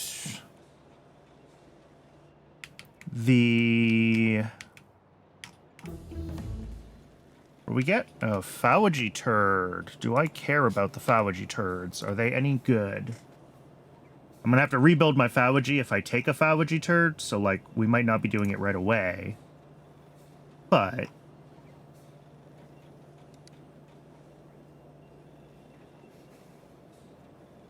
reuse nitrogen metabolites to promote the formation of Fawaji primordia, increases yield and reduces waste. So they take in nitrogen contaminant to give me like 50% more Fawaji. Okay.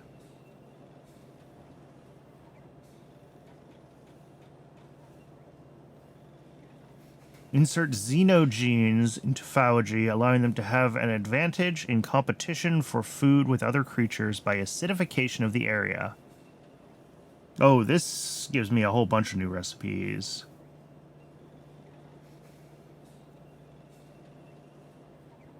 So, speed 110%. Desulfurization unit. That looks fine to build. Sulfur and Fawaji into acid gas. Interesting.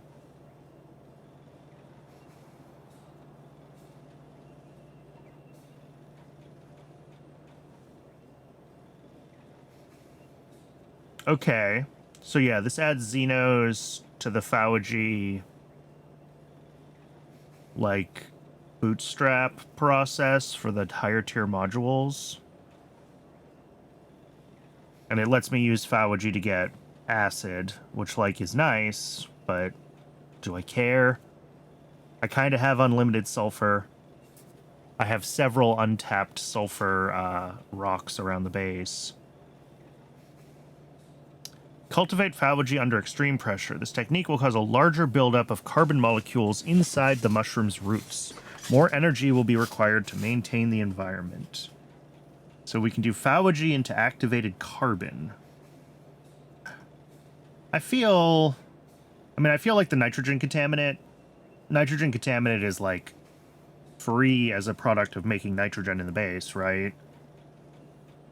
Like, scaling up nitrogen production so we have a little more nitrogen contaminant is not hard if we need to.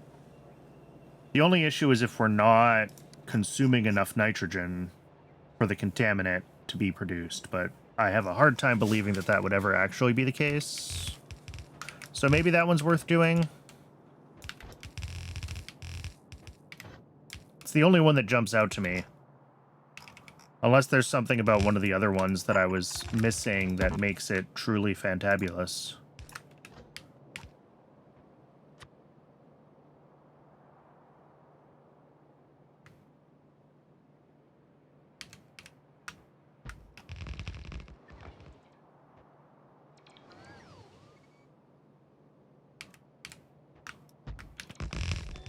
All right, this belt needs to be pulled a little bit out of the way.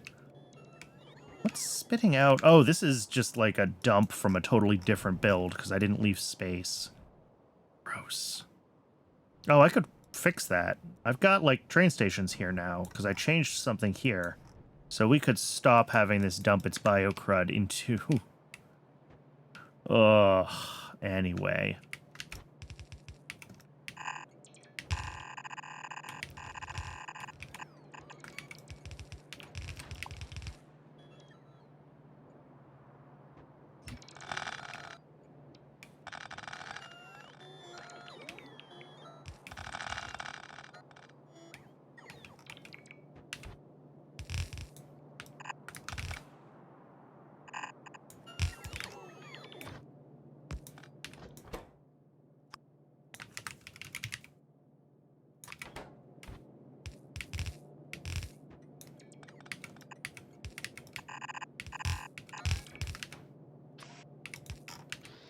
All right, that's our outputs for Dingrit. What did I do here? I misplaced something at some point. These poor power poles.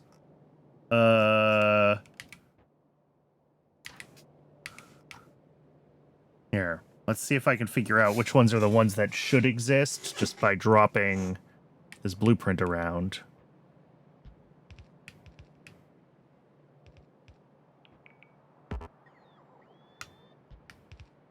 Because we should light this area up anyway. We are frequently here.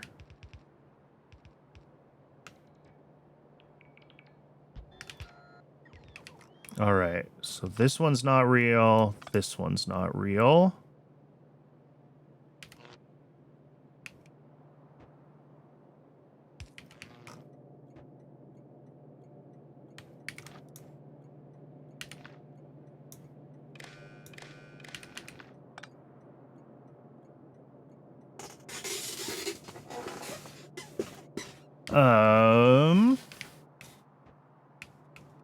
Yeah, and this side I'm also going to have to figure out the logic on... Right now, pelts are purely a byproduct, so they're just going to get overflowed and voided.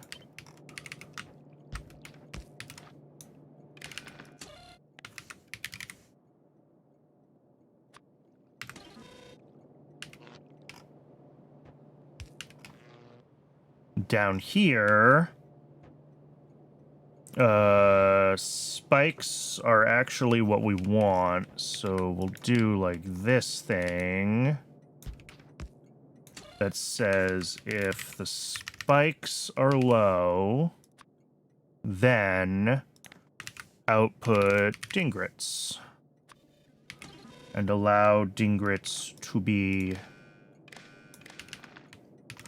or request that dingrits be processed. With that, I should be able to enable all the dingrit processing at this end. Here, let's get these guys on. Enable when dingrit is greater than 1 or greater than 0.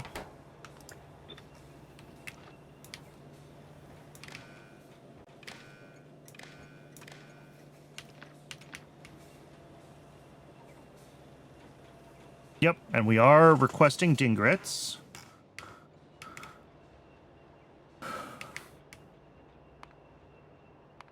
It's been a while since a train failed.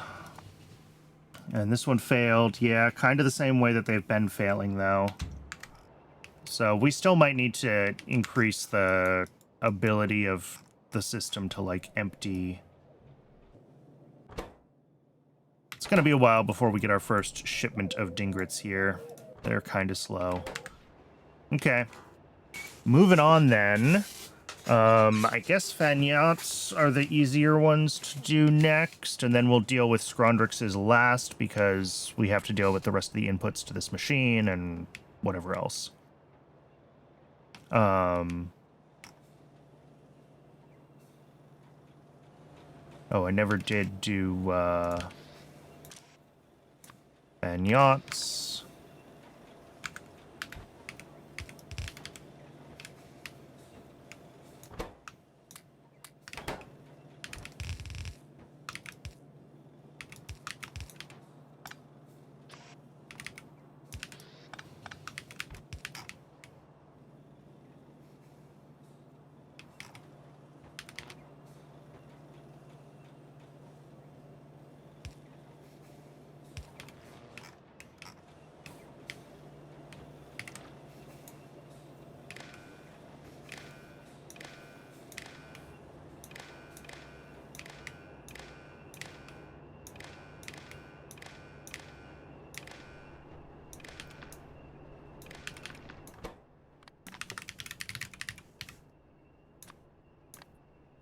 Scrondrix, processing logic.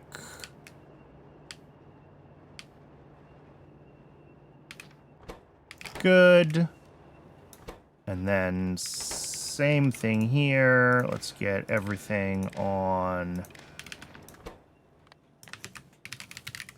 Fagnots.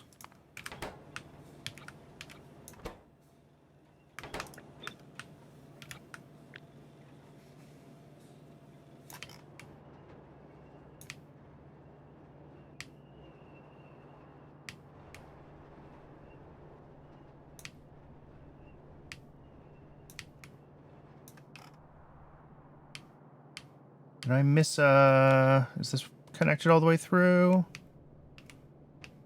Yes. Cool. Ba-da-ba-ba. So I should be able to just set up our... Oh, that can't go there. Come on, Brandon. Use your brain. This comes through here. I'll have to pull this over, I guess, right down here. And that'll be the output for the gas bladders, and then we'll have the same requester logic that we have for everything else. Then that should start the fan yacht's processing. And then we just have to do the input and output for the Scrondrixes over here, and we'll be good. But it is ad break o'clock. I'm going to step away and get some water. I recommend y'all do the same. And we will finish dealing with all these animals when we return. I'll see everybody shortly.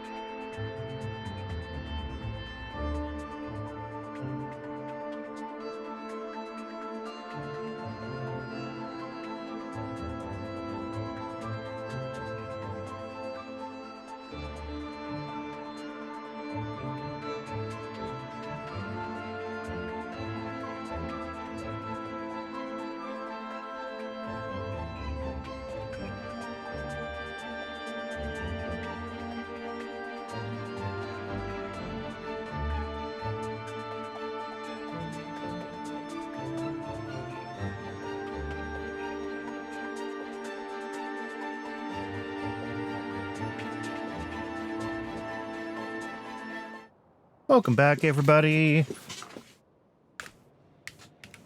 Let's see. Where did I leave this off? We have... Those are all set. I do need to hook up the red signals all the way through.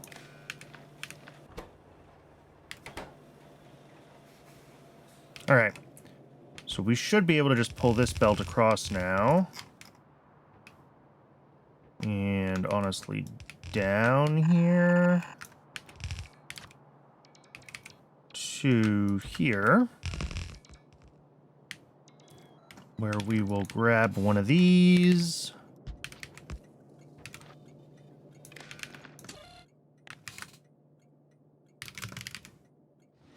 And say that we want to stock gas bladders.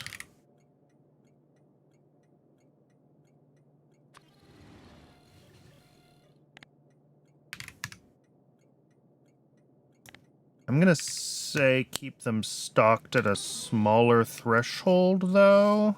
That way we're not drastically overproducing gas bladders and just letting them spoil when we don't need to. I don't know if it really matters, but... So that should fire off the Pyanodon signal, which is a lot like the bat signal, but weird and balloon-shaped. Let's throw some cages in here. I don't know if that's enough cages. Probably not. I mean, how long is this belt, right? That's the 112 times 4, so we need like 400 cages. There you go. That should be enough.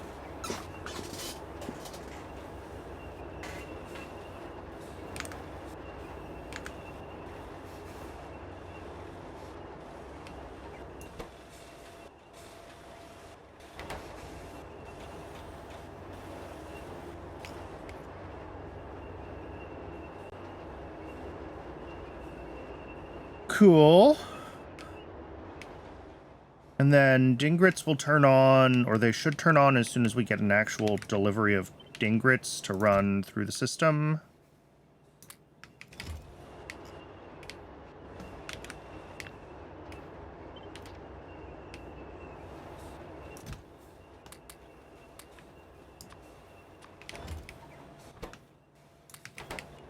And the Scrondrixes here are disabled until I get the rest of everything hooked up for the calmodulin binding protein. Okay.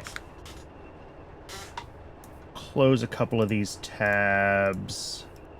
The calmodulin binding protein is, I guess, one other input station and one output station. So I was saying I should just do this, and I think I should just do this.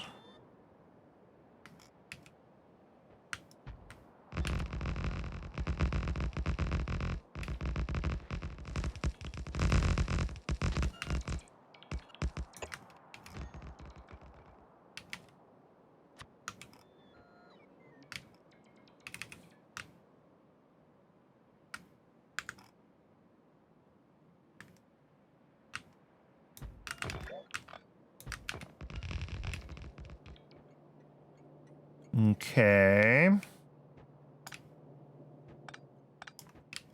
So here we need photos.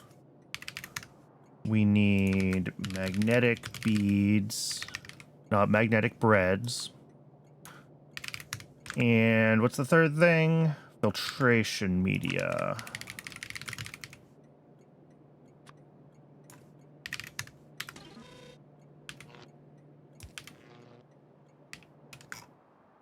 While we're waiting for all that to populate, how are we doing over here?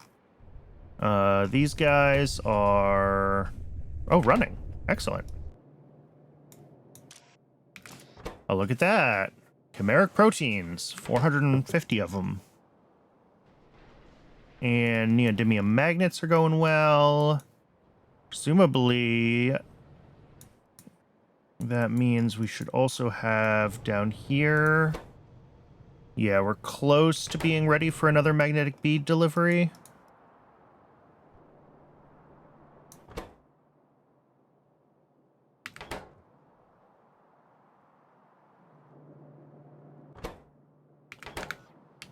All right. So magnetic beads and filtration media are each 1/2 per second, and Bodos are 1 per second. So let's do a couple of these. I mean, I may as well just leave room for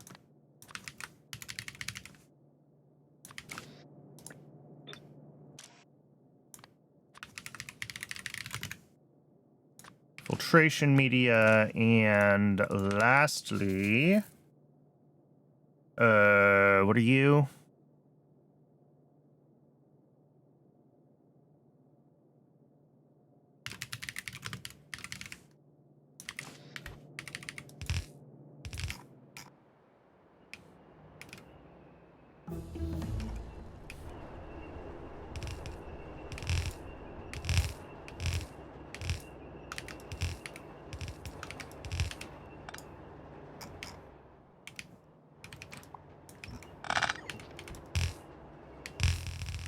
I gotta pull these out far enough that we're past, like, the edge of other builds, so we don't have to reroute this too badly.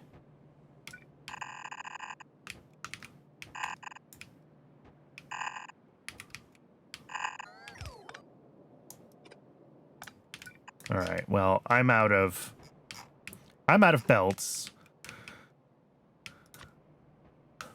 But we're pretty close here.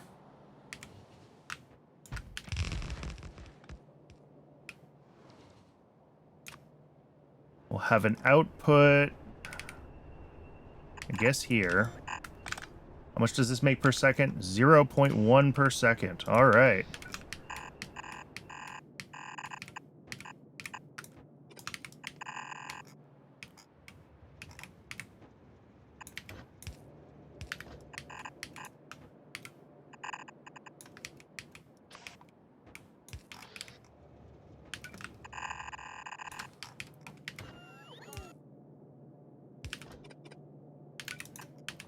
So there's the output.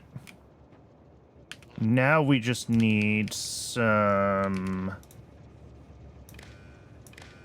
extra logic handling here.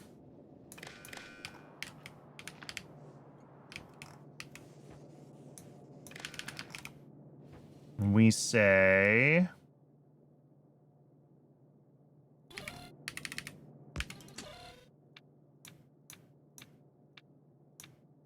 if we have filtration media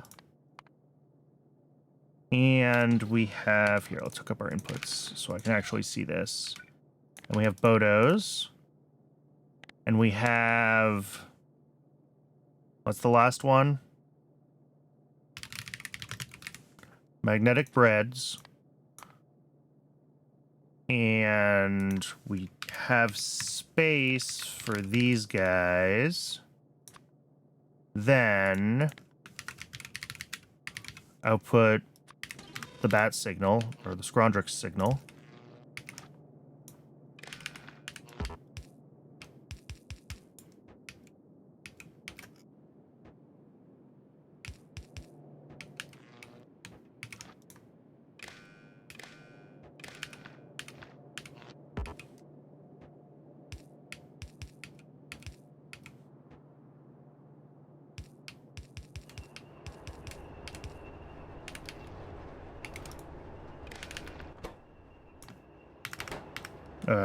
No, that doesn't go there.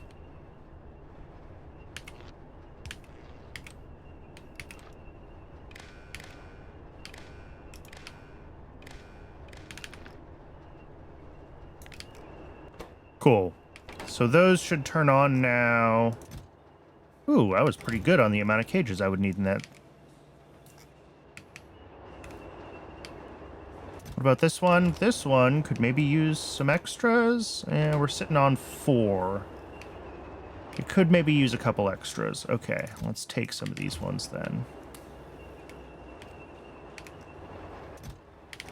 Yeah, 40 there, 38 there. That's better.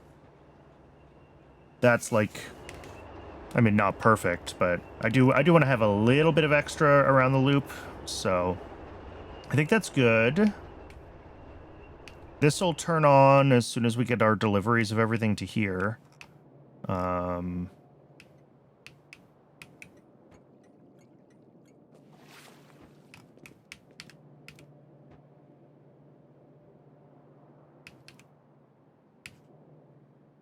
right, let's find this train and go fix it. And then we need to grab more belts to actually finish this build.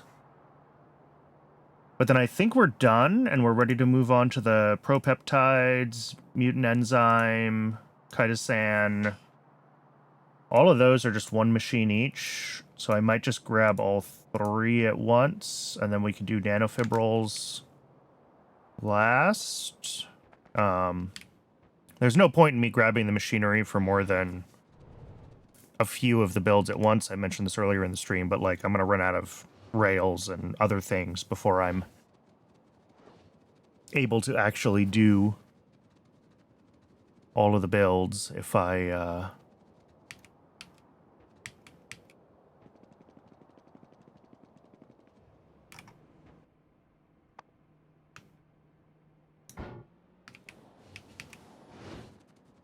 I'm overly aggressive with how much stuff I try to do at once.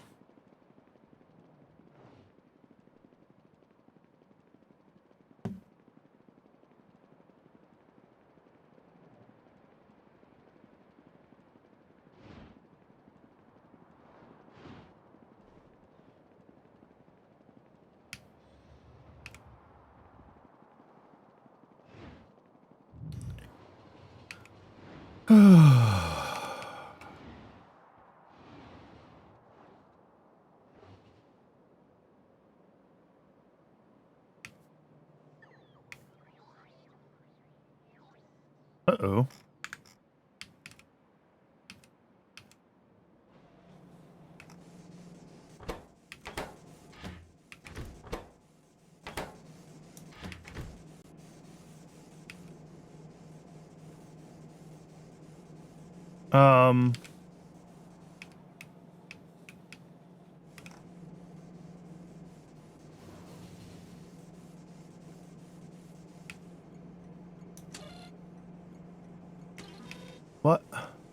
What was I doing?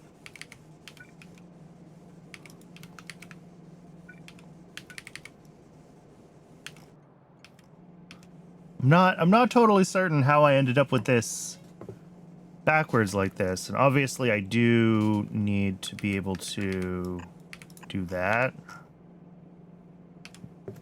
Drop off those belt pieces and make this properly a two-sided belt.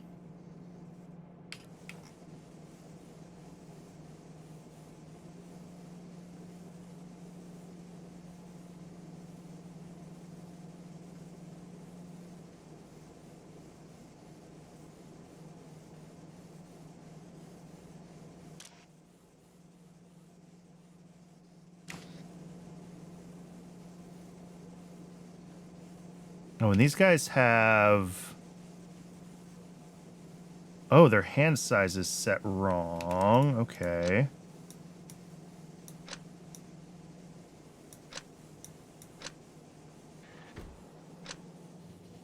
I think the way that I've been doing this is, instead of that, it's this.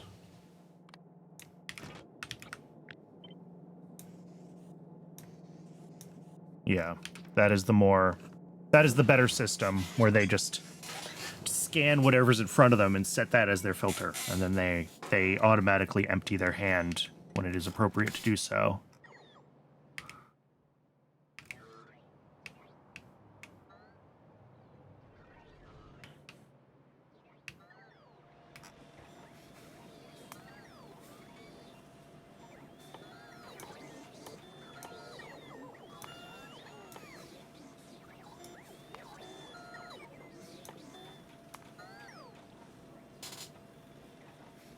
Let's see, sap upgrade. Are any of these ones going to be worth?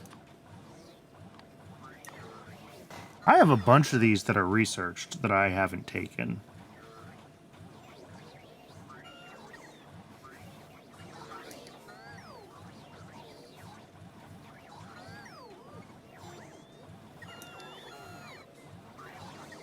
I need to spend some time thinking about all of the turds, but we're gonna have a bunch of them researched because I'm just letting them run in the background, right, while we catch up on getting PySci 2 built out. There's a bunch of tech, so we're just running oldest to newest, and at some point I do need to set up military science. It is, I think, hard required for Pyrrhic Victory. Yeah. I don't know at what point military science really becomes required. It's needed for utility science. Is it needed for prod science?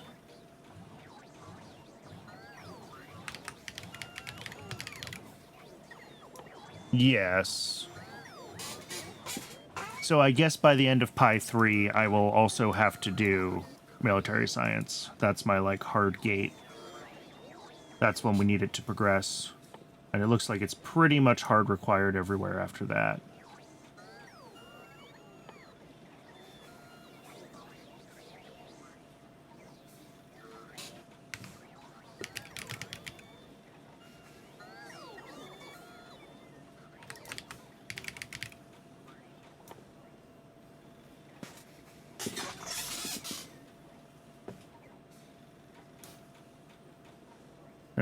There's a lot to do, even once we get space science packs. Although it seems like... I mean, yes, we have to research a bunch of... these are all, like, the top-tier techs for all of the trees, right? Like, this is the end of mycology, the end of animals, the end of power, the end of oil machinery. Literally the infinity stones of Pyanodons. Got it. I get it now. So that's what all the prereqs to Pyrrhic Victory are.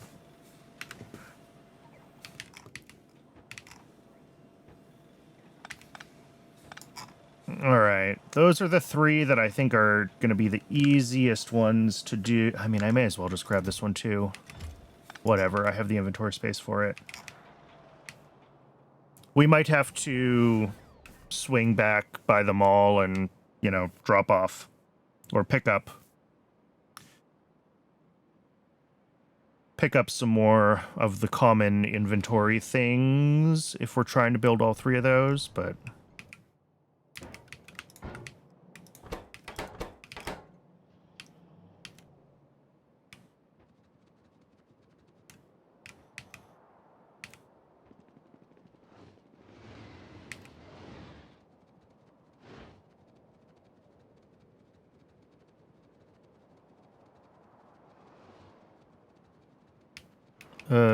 this one, I think. We have to go back to animal processing and finish hooking up the last few belts, and then we'll come all the way back to this side of the map to do the other pieces, the new pieces.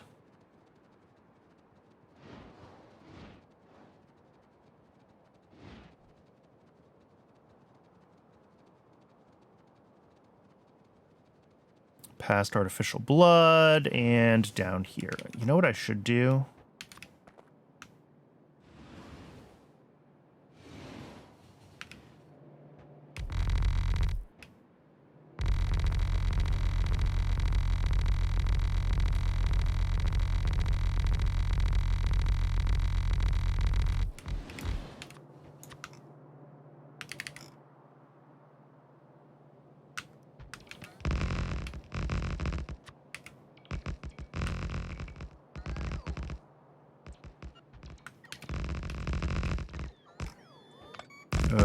Whoops.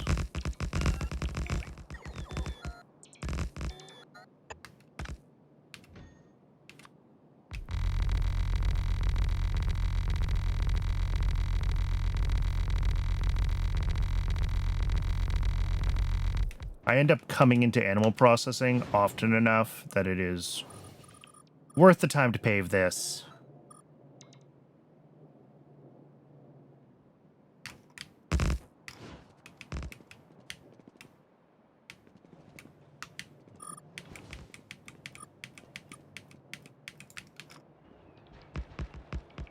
It's also worth the time to light up this side. I lit up the first side, or the left side, when I was over there. I didn't do...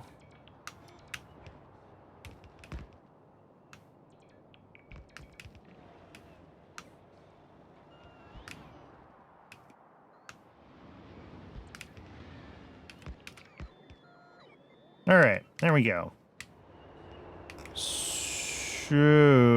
Oh, Scrondrixes are running. Which means that...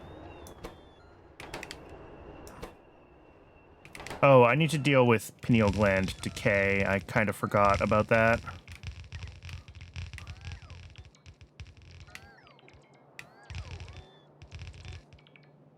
Let's deal with that. Over here. Well, we have meat and pineal glands that can decay, huh? Do I have... Yeah, I have a jerky out already. Right? Oh, and I also didn't finish hooking up gas bladders. Okay. We have several things we need to fix.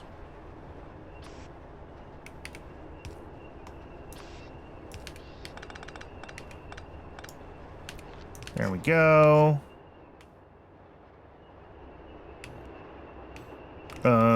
Here... I can't make this well, I can't make it a sushi belt with input and output because we've got stuff on both sides of the belt. So I think we're gonna end up doing the old filtered.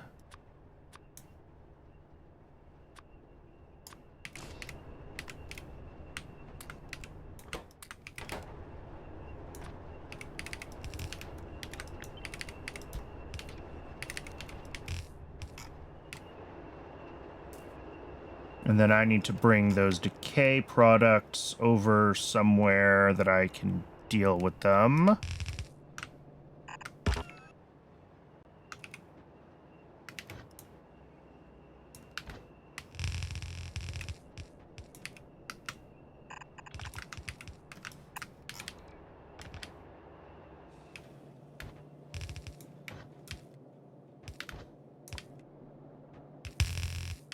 Which is over here.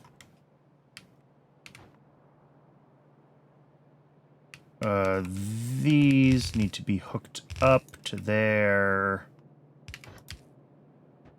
thing.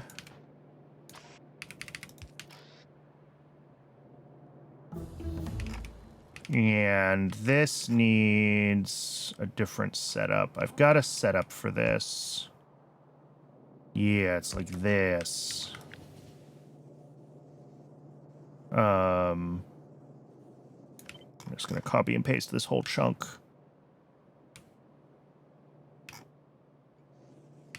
Which does mean all of this comes out.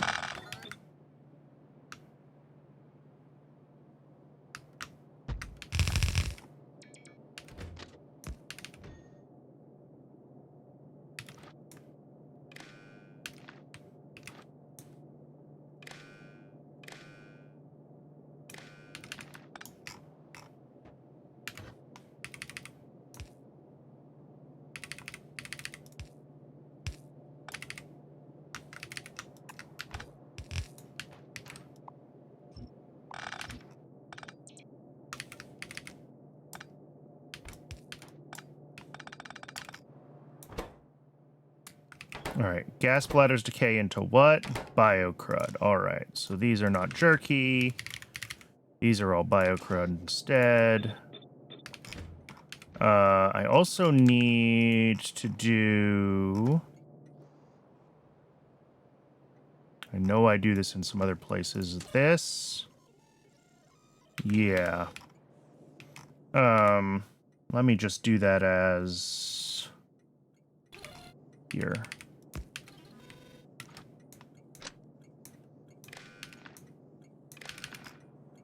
So this is going to take in gas bladders.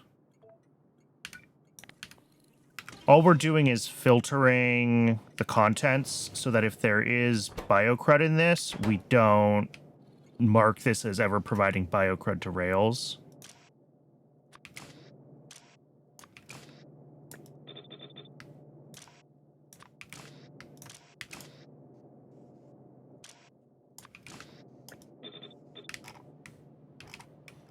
And then here, this output, I think just merges with this belt. Because I think this belt is bio, crud, and jerky. It is. Perfect. And this will just have bio crud in it, so that's fine. This belt coming down is what? It's not hooked up to anything, and that's weird. Oh! Photophores. Right. At one point I thought I was going to put photophores on rails. I was so naive. Obviously that's not happening. And that will never happen. So that is also fine.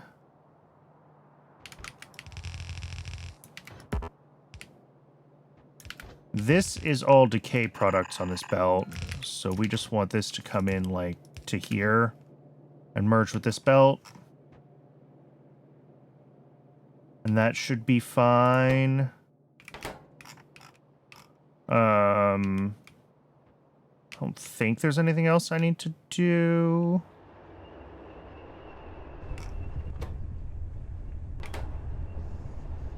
Oh, this needs to be filtered on the output.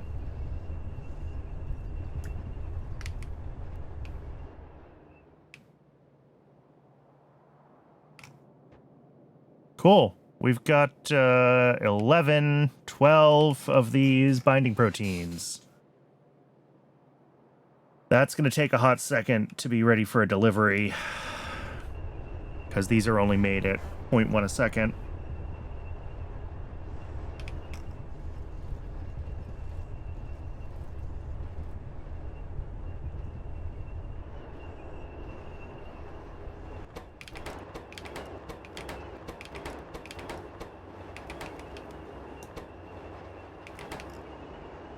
In theory, this is ratioed correctly, I believe. Let me double check this in YAFC. Yeah, it's exactly 6 Scrondrix slaughterhouses to 1 Gene Lab. So I'm surprised we're seeing all this, like, backup. Which could just be because this turned on, the slaughter turned on before I was ready for it to do so. But as long as it's all moving through quickly enough, my concern is that we're going to have, you know, some sort of decay event on this belt because it's not pulling through the...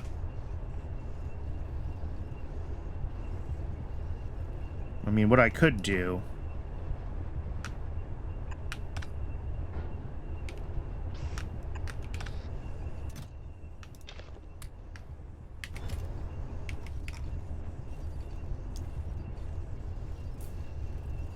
And that should just keep it running smoothly.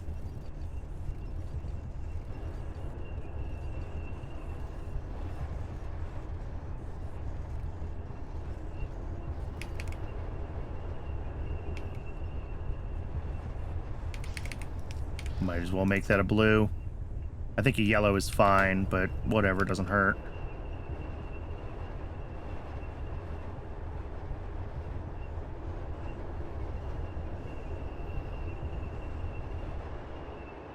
Okay.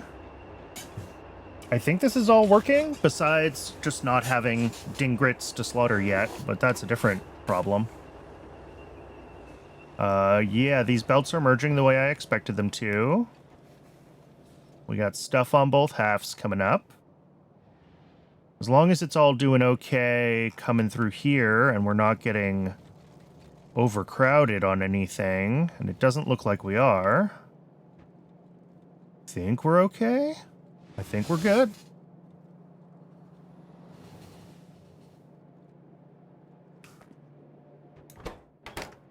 Okay.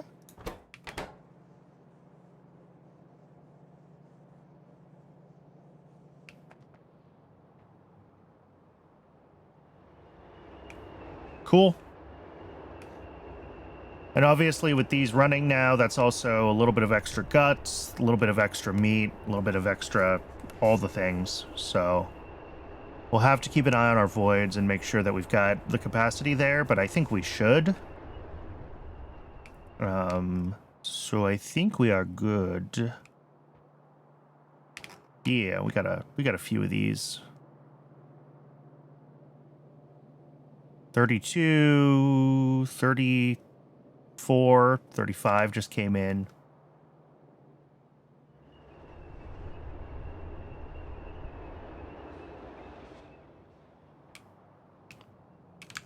All right. So next thing then is we've got the peptides, mutant enzymes, and chitosan and nanofibrils. Did I just grab the stuff for all of it?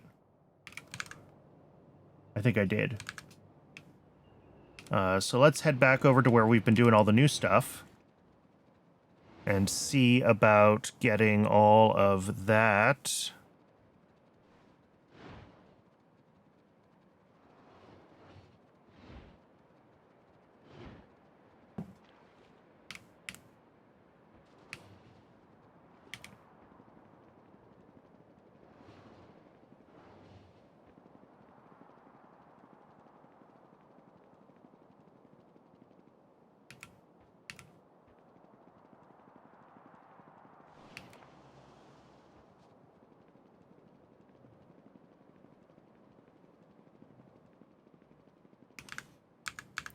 What do we have for, like, stations available? We've got 2 here and 3 here for things that we can set up, and maybe 2 here. I think we can squeeze 2 in here.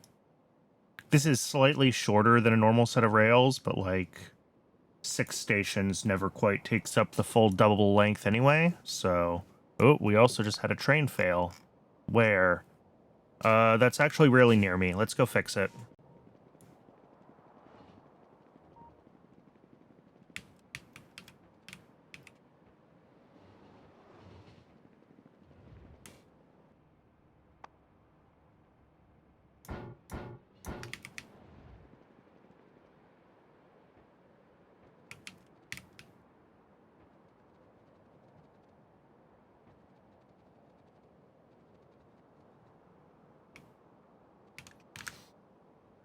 So, if we look in YAFC here, let's see if any of these can be done reasonably with just like 2 or 3 stations. Yeah, like the mutant enzymes is just 2 stations. That's easy. Chitosan is at least 3. Nanofibrils is 3. Propeptides is several. All right, let's set up mutant enzymes then. Because this is literally like 1 building and 2 stations. It's very easy. And it will fit right here next to great alien samples.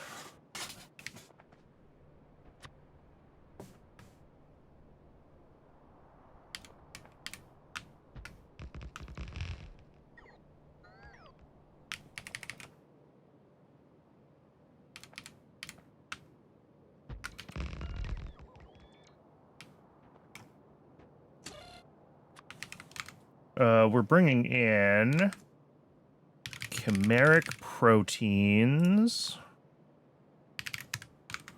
We're doing propeptides.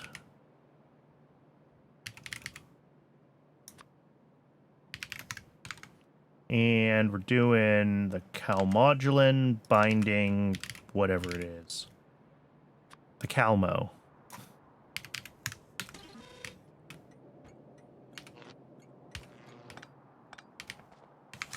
And all of that feeds right into a biofactory. I'm going to...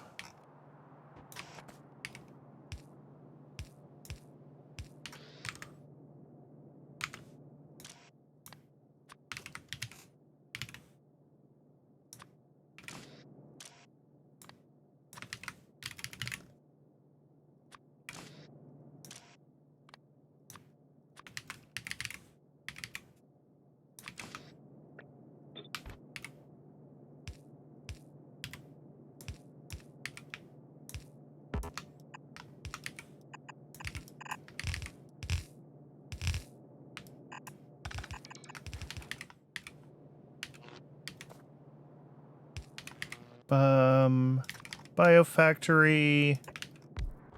Making... What is this again? Mutant enzymes. Which is a fluid output out the bottom. And then 1 inserter, 2 inserter. And that's it. That's the whole build.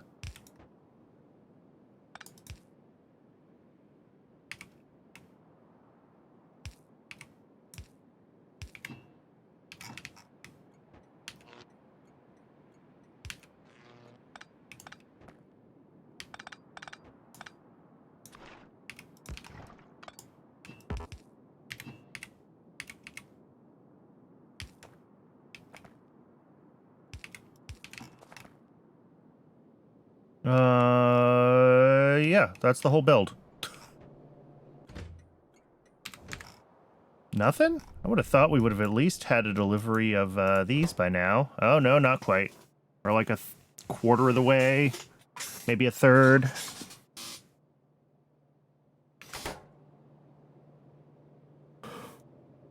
Okay. Oh, excuse me. I mean, that's fine, right? This is just chugging along since we enabled it. If we check... Yeah. We're just only making 10 items a minute, so it's slow.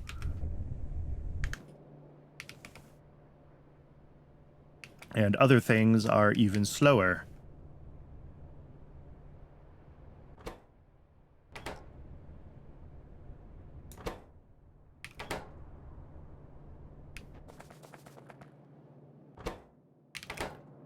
That seems bad that we're not getting poor alien samples here. Shouldn't we have those, like, constantly and consistently?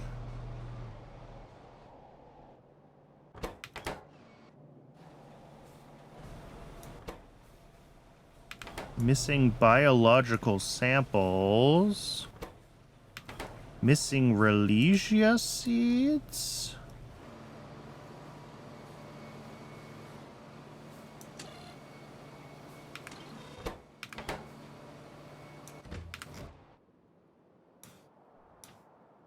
Well, we did know that our Relesias were potentially overloaded, didn't we?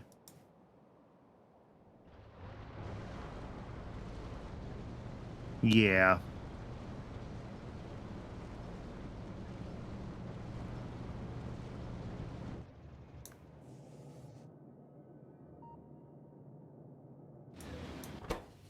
Wait, there's lots of Relesia seeds here. What's going on? Why is that not...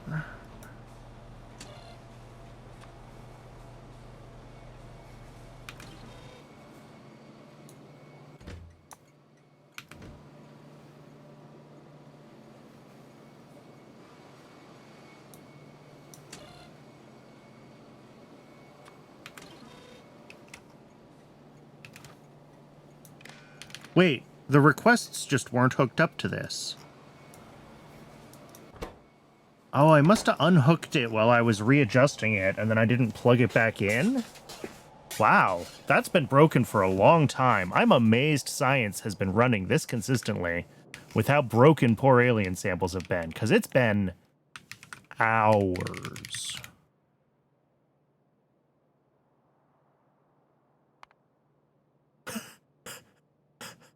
That... So you can see it was running. I turned it off. I turned on the rebuild at the higher production quantity, but it was broken, so it immediately failed. And it's been failed for 45 hours. We had a 45-hour buffer of these. Like, their consumption is super spiky, but wow. I am amazed that that lasted that long. Also tells you how big some of the buffers in this base end up being. When your smallest granule of transportation is like a single train. 50-hour buffers just pie things, yeah. Well, you know, we're sending 2,000 items typically in a train load, right? If they stack to 100. And that, if we use 0.1 of those per second, you can, that's 20,000 seconds, whatever that is in.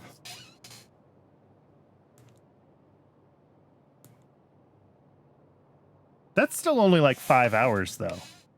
So we'd have to be using less than 0.1 a second. At any rate, moving on.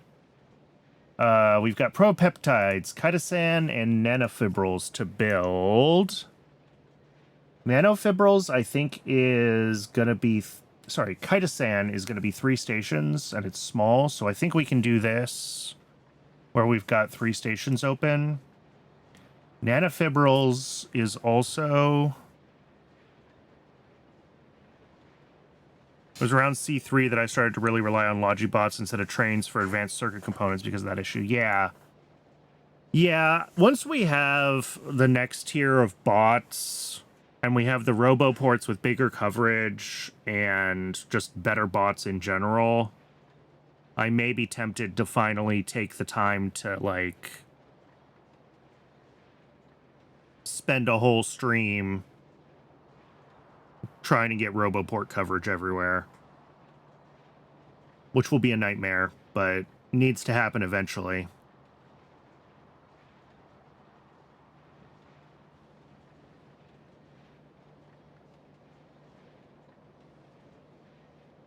Because then we can do Logibots for certain things.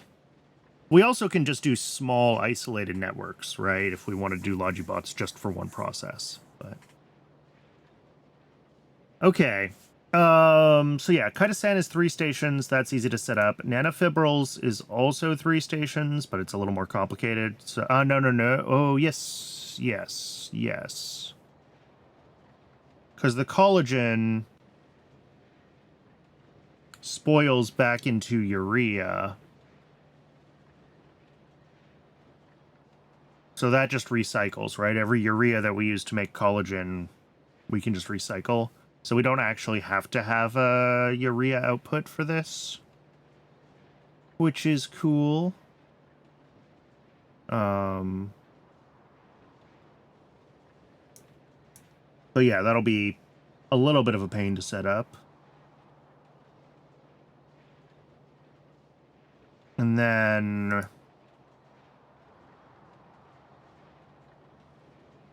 yeah, this is just 3 stations, input, output. Well, 2 inputs because we have a fluid. Although actually, I could... if I share this fluid station, then I only need 2 stations. And the problem is neither of these are fluid stations. Darn. That was... well, I guess it's not too late to move where I'm making mutant enzymes because it hasn't gotten anything delivered yet. If I move mutant enzymes over here, and I do chitosan over here, then I can grab from this fluid station.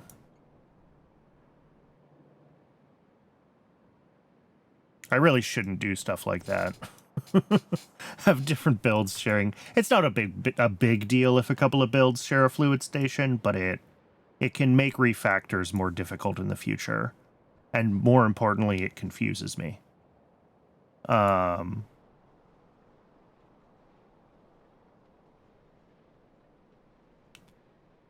know, very frequently I look at CyberSyn and I'm like, what is this that has this weird combination of inputs? And it turns out that I shared a station. So it's nice to be able to look at like a set of inputs in CyberSyn and understand what I'm looking at. What is...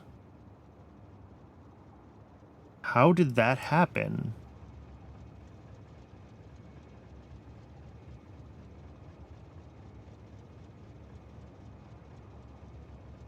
How did we over-deliver refined syngas like this? I could fix it. I'm just confused. Well, let's go fix that. I'm glad that it's, like, right here where I am.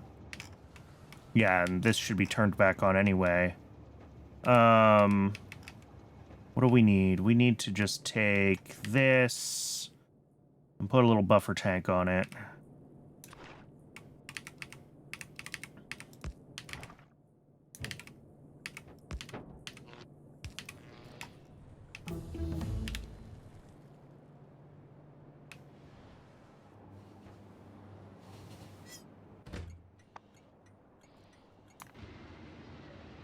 All right, that one has also been dispatched to get more hydrogen chloride. Awesome. So we have hydrogen chloride again in the base. I'm glad we're catching up on that. I wonder if fixing oxygen, like, fixed a hydrogen supply issue that was causing HCl issues for us? That's possible.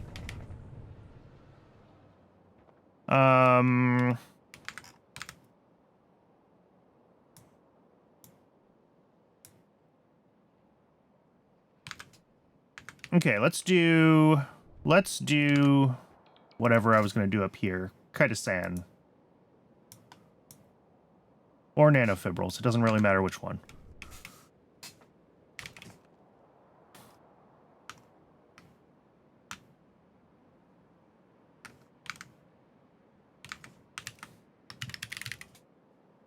Mutant enzymes. And a drop-off station. Importing chitin, sodium hydroxide, and empty dishes. Chitin.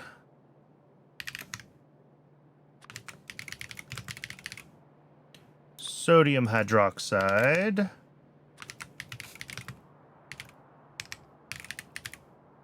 Empty Petri dishes.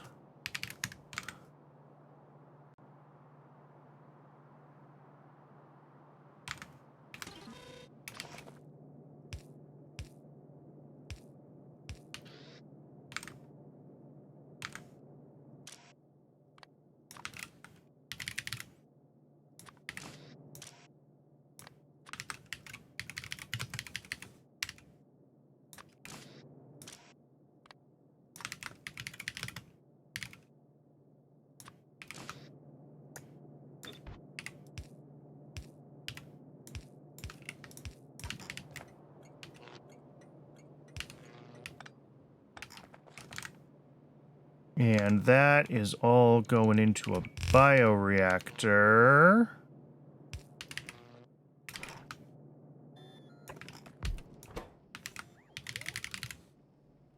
Making our precious chitosan.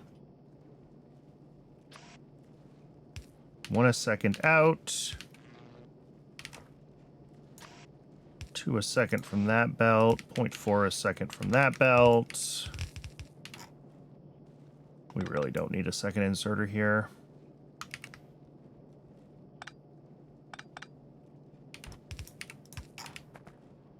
All right. This needs power.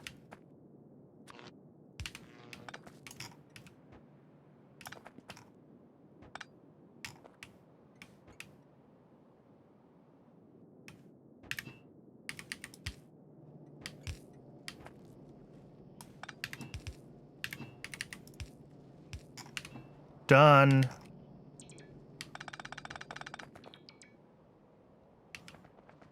And then a pickup station here.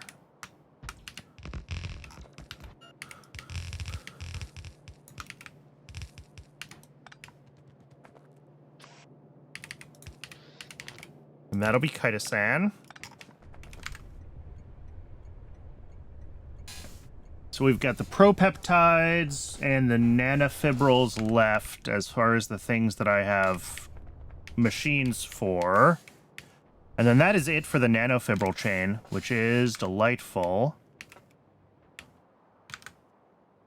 Let's look at this real quick. Let's figure out what we're doing. So nanofibrils is 3 stations, a solid input, a fluid input, and an output. Um,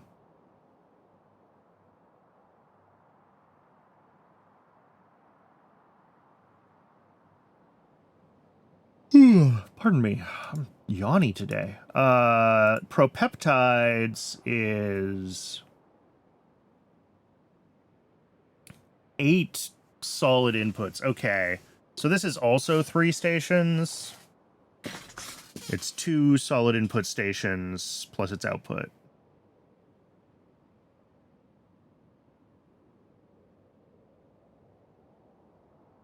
Okay.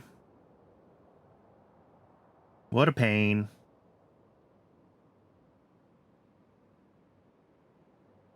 Yeah, and getting 8 items fed into a couple of machines is also always terrible, but we'll figure it out.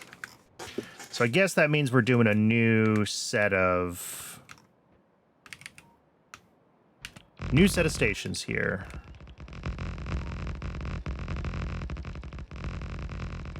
What is happening? Oh, I see what's happening. Okay. What's happening is... There we go. Oh, am I out of... Oh. Remember what I was saying about how I'd probably start to run out of stuff for other parts of the builds before I got all these buildings used if I brought them all with me? Guess what? We're out of stuff. It's only pavement right now, but like... Oh, dear. Well, that's unfortunate. I think... Yeah, how far up do we have to go to, like, be able to skip this? Oof.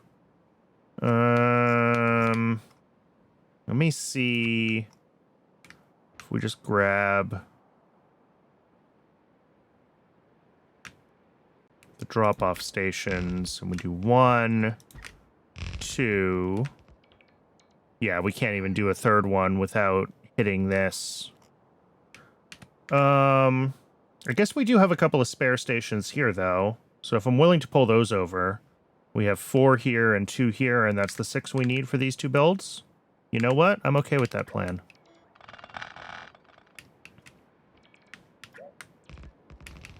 In that case, we can do this. Nope.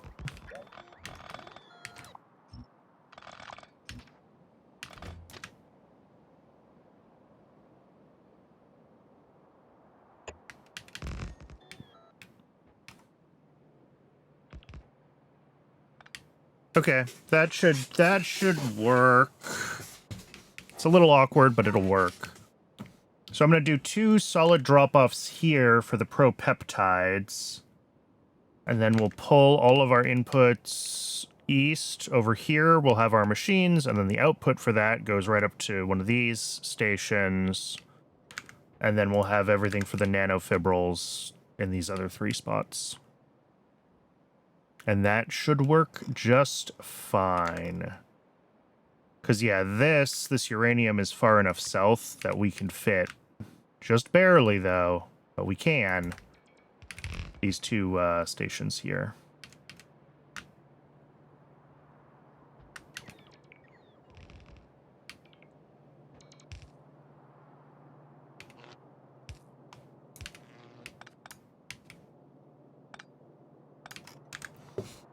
So, looking at the propeptides inputs, I'm missing a machine. Darn it, I'm missing a couple of machines. Okay. I don't have Ulrich slaughter set up, so we don't have direct bone meal. I have to make it on site, which is fine, because steam is just like a boiler and a bed reactor, right? I just didn't have it. So we got to get this. I need to grab the boilers and the fluidized bed reactor. And then, well, Twitch is telling me it's ad break o'clock. So I will go park myself up at the mall. We will request the things we need. These 2 fluidized bed reactors and a couple more electric boilers. And while the bots get all of that sorted and the rest of my inventory filled in, we will let the ad break run. As always, I run just the 1 ad break an hour, just long enough to keep the pre-rolls turned off, because pre-roll ads are terrible. I'm gonna step away and get some water once I have myself parked at the mall, and I recommend you do the same. Hydrate, stretch your legs, and I will see everybody shortly.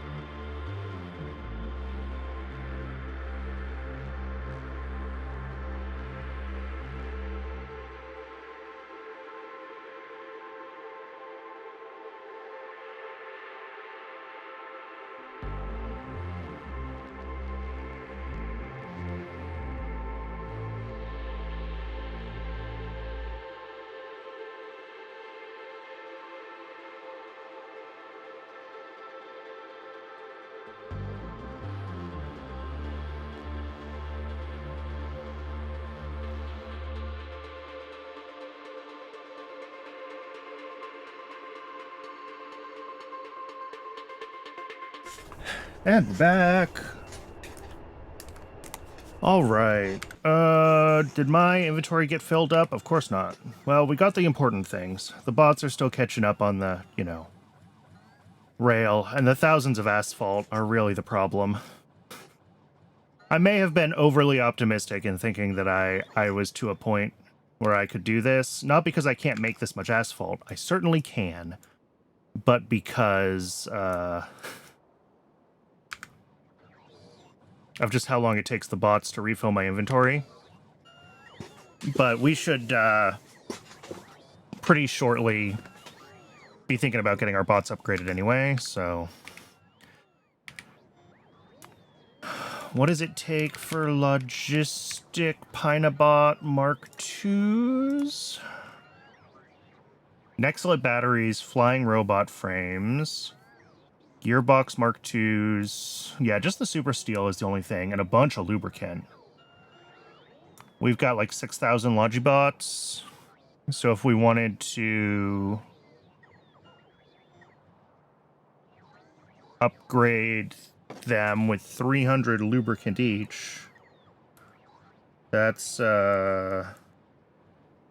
casual 2 million lubricant.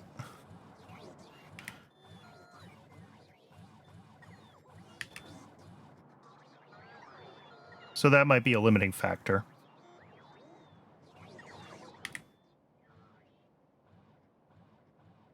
Do we have enough asphalt? Yeah, we probably have enough for now. I don't want to just be hanging around here waiting for bots all day. As long as we got the electric boilers we need and the fluidized bed reactor, and we did.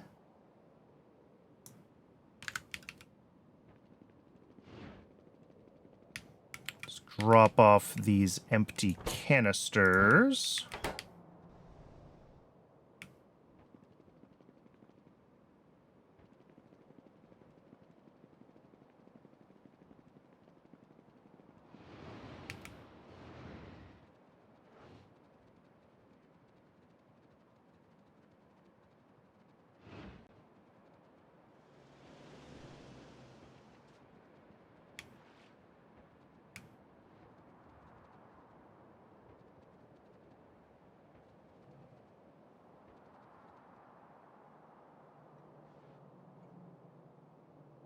So, we've got,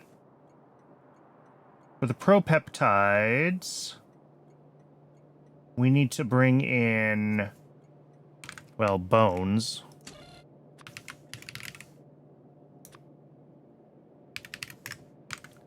And dingrit spikes.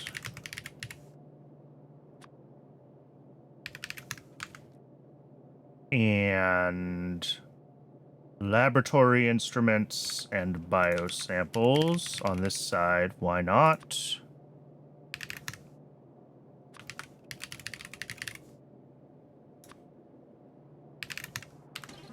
And then on this side, we need the other stuff. Plastic.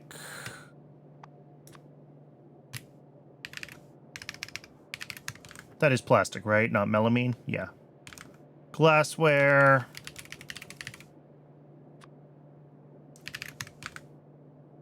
Sea sponge and chromium.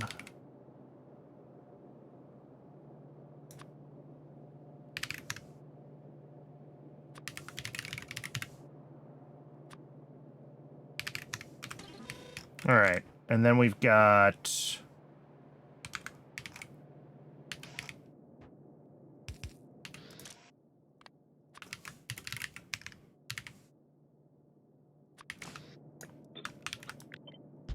we got bones, which are going to come out down here.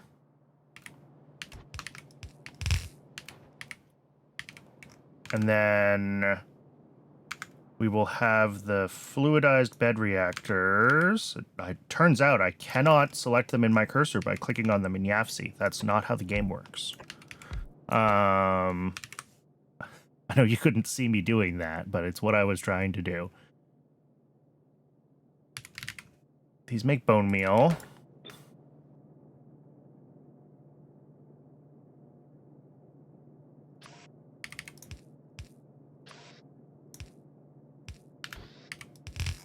And that connects up here with something else.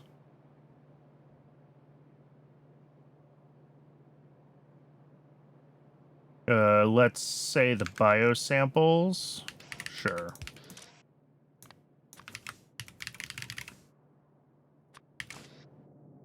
And then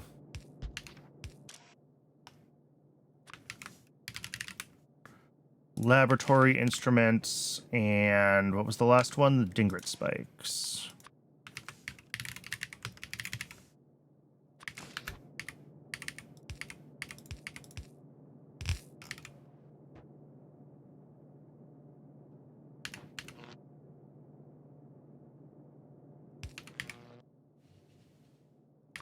That feeds the gene labs, which are going to make the propeptides. Okay.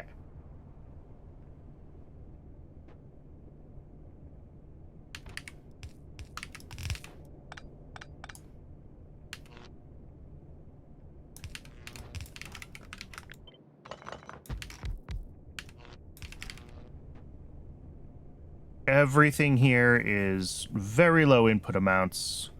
Oh, except for plastic and bones. Okay. Harumph. I think if we take these... We honestly don't need a third one of these here.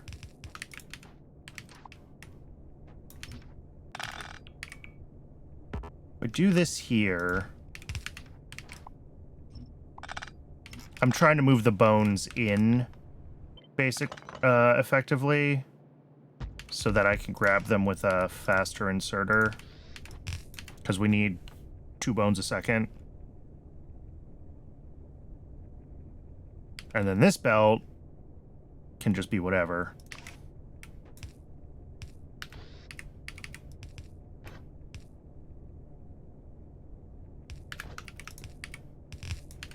Or do I prefer to do it this way?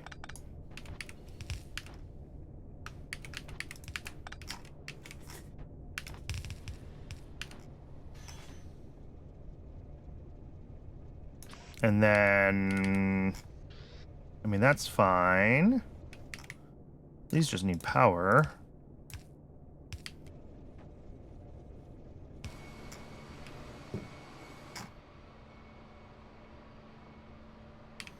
All right, next, plastic and I guess chromium, and then glassware and sea sponges.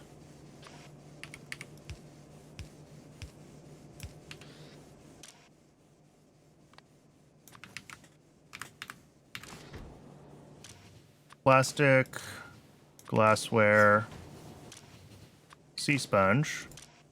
And this one is going to be chromium.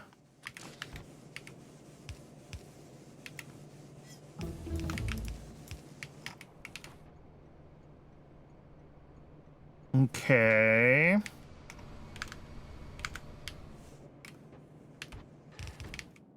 Again, we need the plastic to end up on an inside lane because that's where we can use the faster inserters.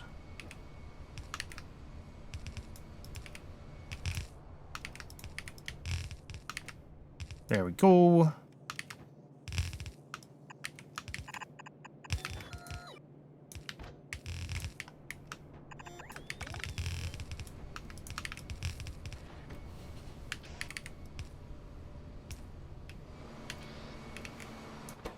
Oh, I never hooked up Steam to this. That's fine. We'll fix that in a moment. Do these guys get... Yeah, these get moduled.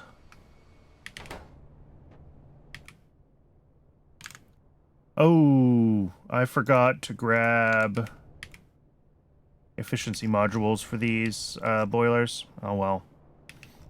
It's not the end of the world.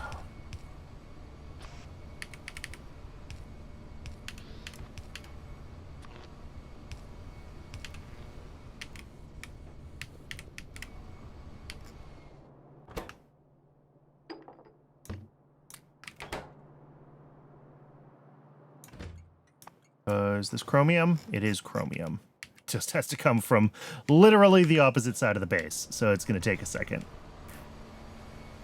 Okay, let's get...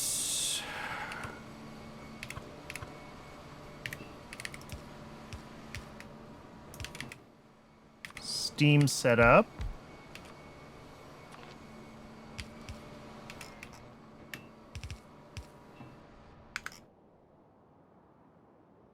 And a little bit of water here. Yeah.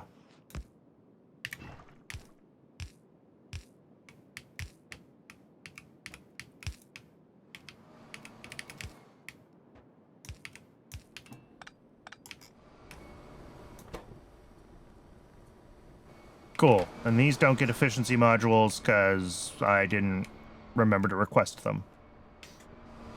So I think lastly, we just have to get an output for this. And...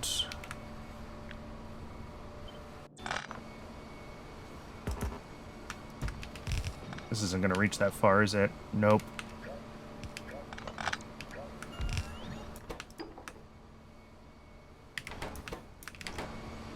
Let's just do this thing. That's fine. Output. There we go. That will be output.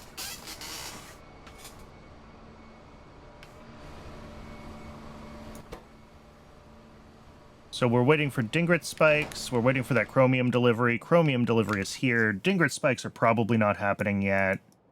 Even if we did get a full delivery of Dingrits, which I doubt. Probably not.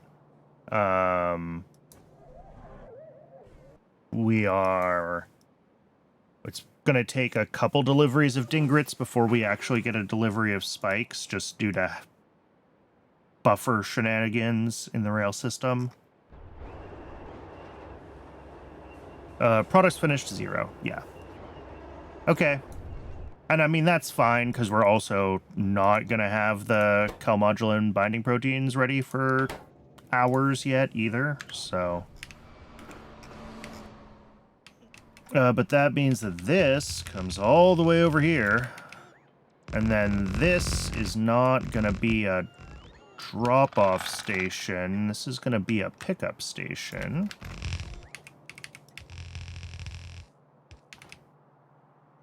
For the propeptides, which we are making at a whopping 0.24 per second.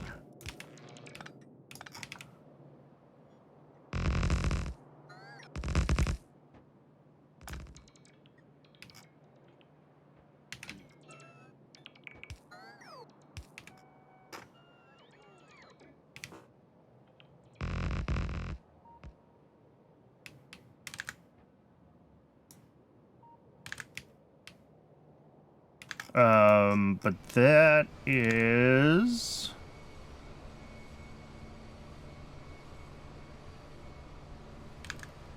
yeah, that's the last thing that feeds the chitosan, right? Is the propeptides. Where did I put the chitosan? Put the chitosan up here.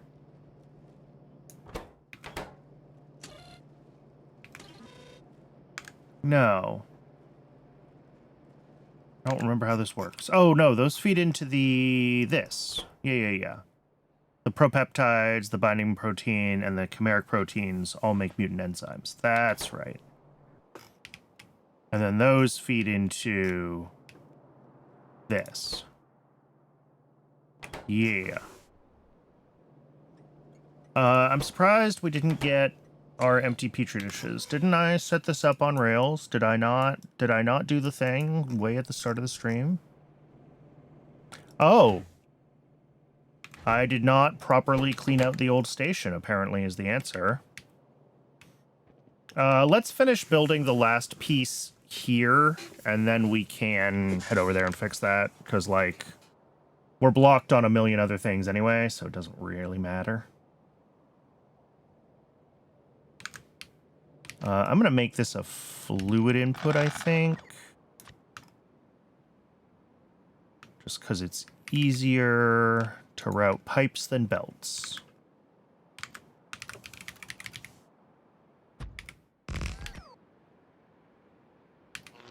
So we bring in the acetic acid.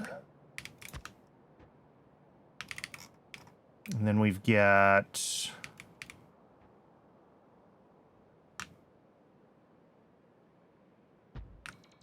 Oh, that's true. I could just dispatch it to here anyway. As long as that won't screw up CyberSyn.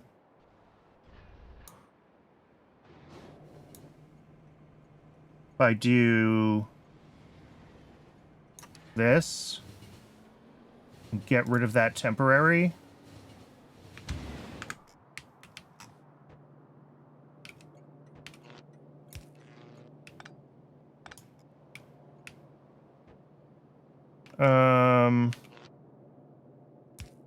All right. Yeah, this regolith site is directly up in my business.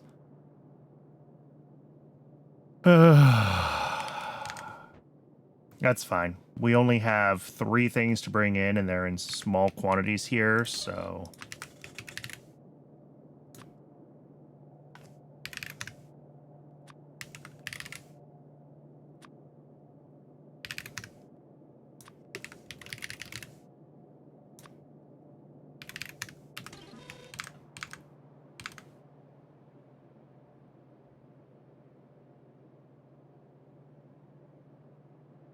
How long does collagen last? 10 minutes. Okay, before spoiling back into urea.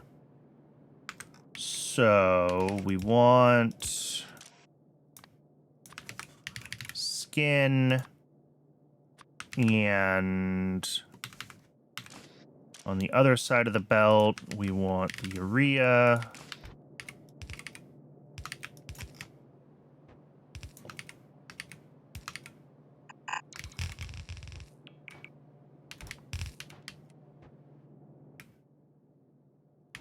into an agitator, making collagen, which is one of the more absolutely just gross icons in the game.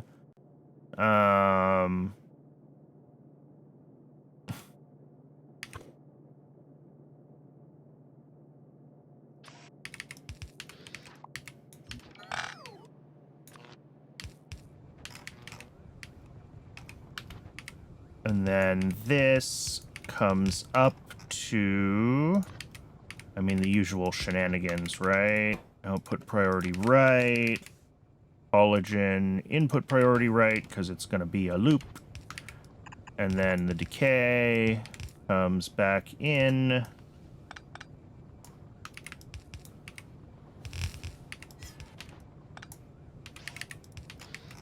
And this needs to be on the other side of the belt again.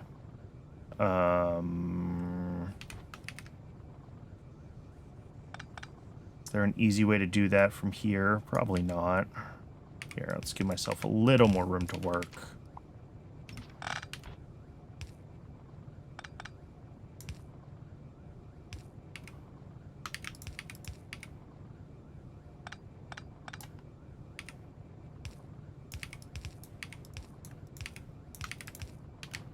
Sure.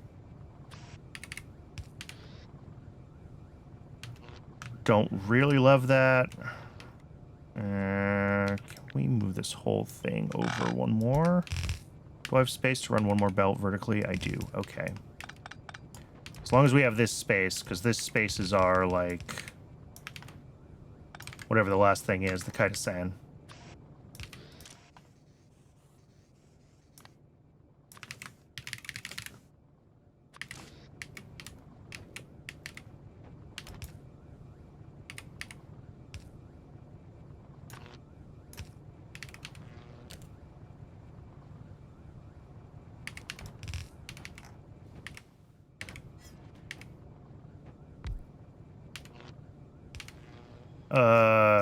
And then this makes nanofibrils. Collagen is supposed to be prodded. There we go. This is gonna need some some logic added to it. We'll deal with that in a minute. Output of this will come through here.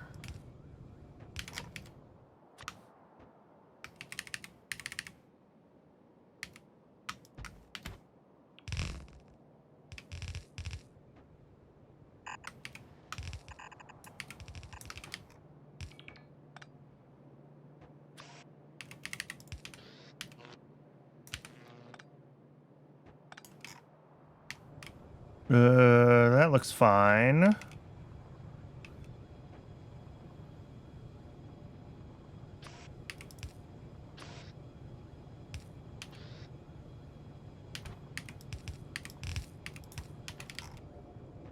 And then this is going to need a decider.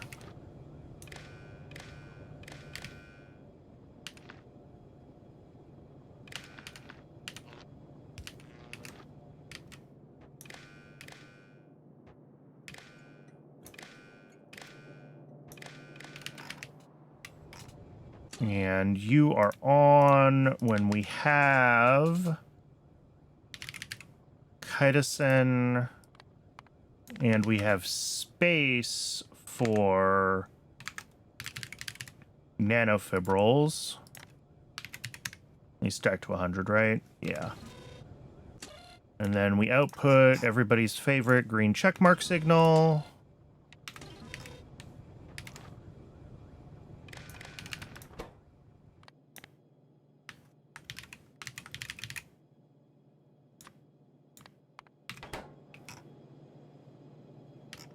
All right, yeah, and this is disabled by control behavior because we don't actually have the chitosan yet.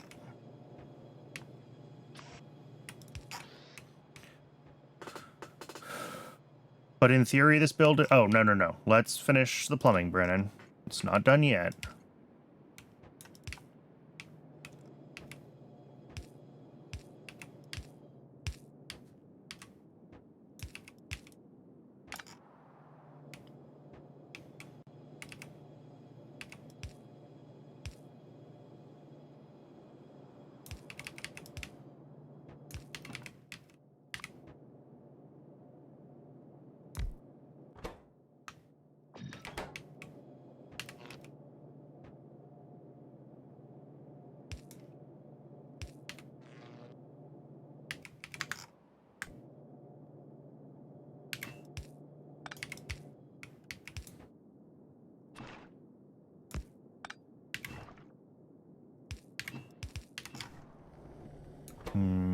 Steam is in. Acetic acid is in.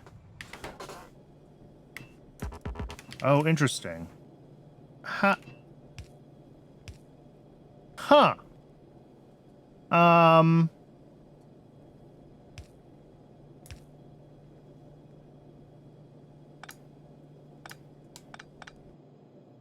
Well, that's a little buggy.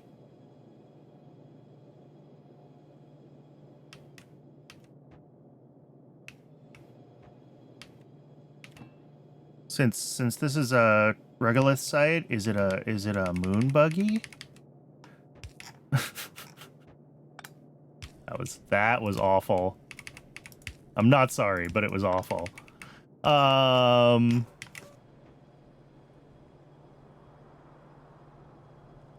should work. It's a little out of the way, but whatever. Pipe length doesn't matter. So yeah, this should turn on as soon as we get chitosan to run it. Chitosan is waiting on mutant enzymes. Mutant enzymes are waiting on everything. Propeptides are waiting on the Dingret spikes. The chimeric proteins are chugging along slowly. And the... whatever this stuff is, calmodulin, whatever, is also chugging along. Alright, I think that's all ready then, as far as the chain of up to nanofibrils. We'll have to check it in a few hours to see if we've gotten our train deliveries and haven't screwed up any belts or anything, but looks pretty good to me. We've got plenty of time and lots left to do before PySci 3, so I'm not really worried about, you know, trying to hand deliver anything for those or anything like that.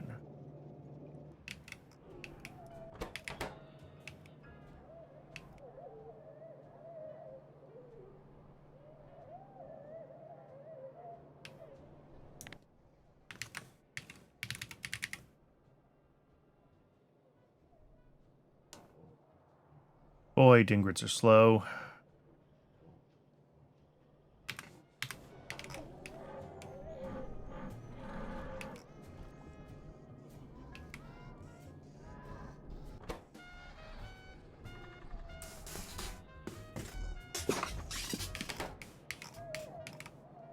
I could speed up dingrits if we have to.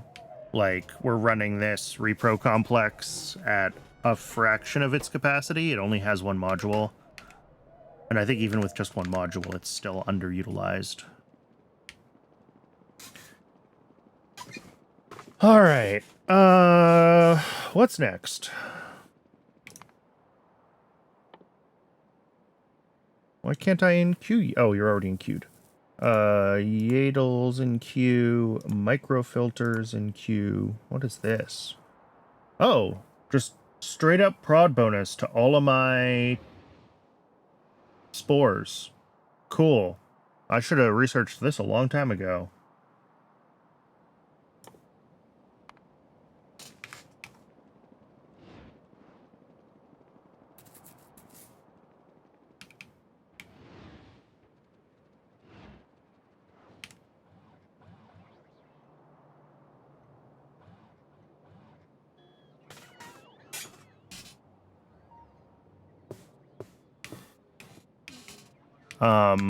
But yeah, if getting all the stuff for PySci 3, like, buffered and running consistently takes a while, we have other things to work on, right? We have getting the Logibots upgraded for the mall, we have Mark II VatBrain cartridges, we have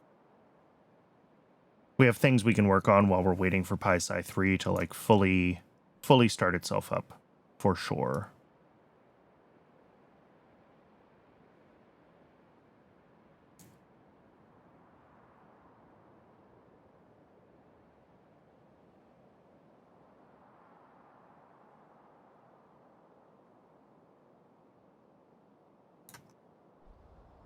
All right, this pretty much has to curve north here. We're like right up to this lake. And then we might want to curve it back west. We can keep going a little further west here, but we want to go north. Through this whole... We have a little gap between these two lakes. I want to have a north-south track through here somewhere. And then have that reconnect over here. We could probably run a east-west track, like, across here as well, and use some of this space and some of this space.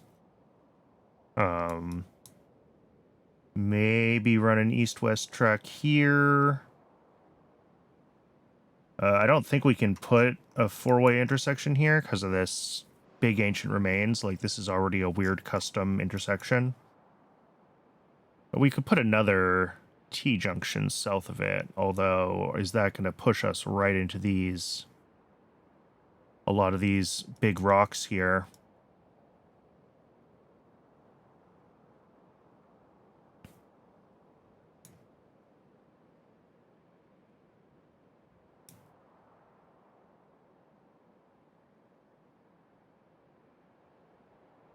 But yeah, also definitely a horizontal here.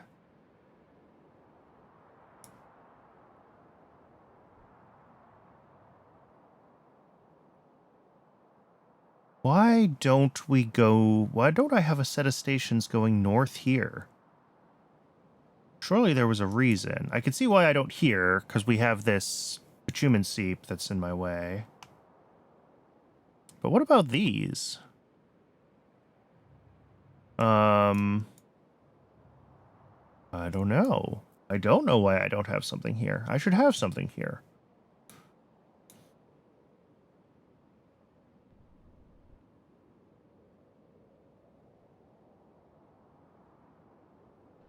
Okay. While we're sitting around waiting for the bots to do what they need to do, let's label all the new builds that I haven't been labeling as I go, because let's face it, I'm going to get confused.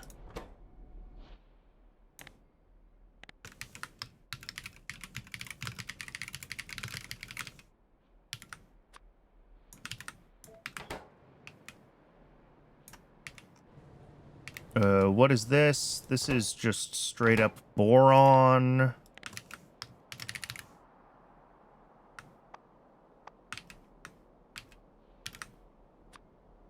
Nope. Wrong thing. Boron. Over here, we've got chitosan and chimeric proteins.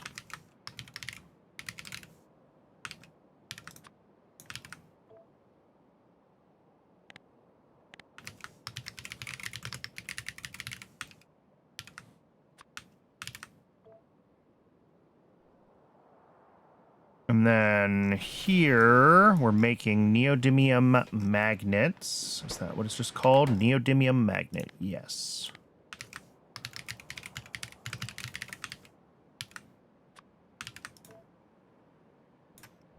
And then this is propeptides. Propeptides.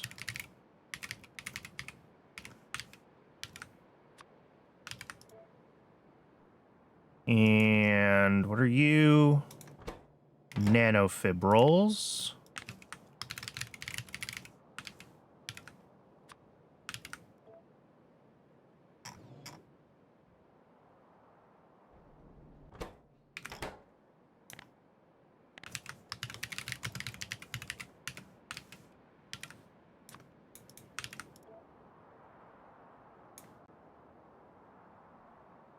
Cool. I think that's everything labeled that I worked on today. Oh, what's down here? Magnetic beads.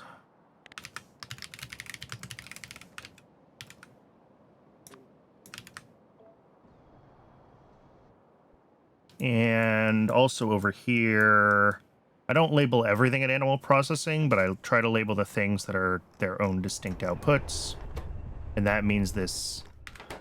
I can't believe I have to type this whole thing. From memory. All right. Calmodulin binding mutant peptide. Is that the longest label on my whole freaking map? Probably. Let's have that stretch over the whole sort of part of that build.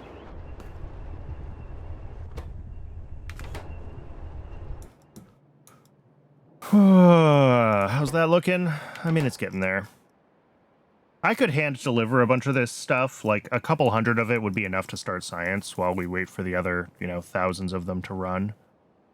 But it's fine, I think, to just let the buffers fill. I don't think there's a lot to... Like I was saying earlier, there's not really a rush. We have plenty to work on.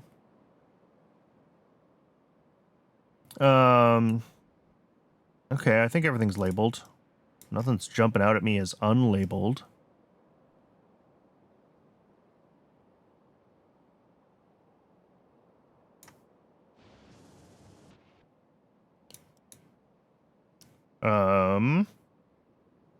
Couple things that are not labeled. This is a Fawaji breeder. Yeah.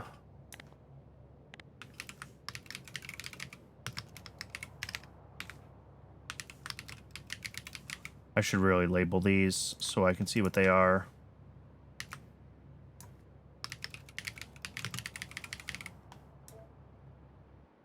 I have not been consistent in labeling my breeders. This one is a cotton gut breeder.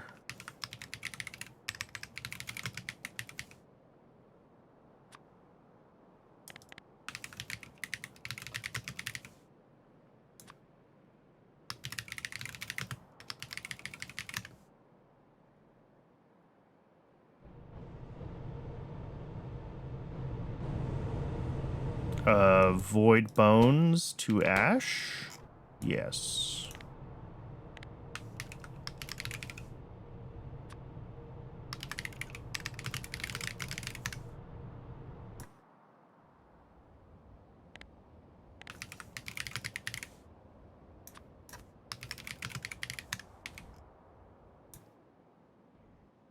Okay.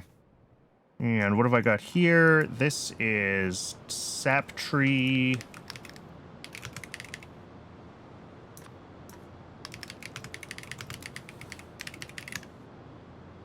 Sap tree breeder. Down here, what are we making? A landfill.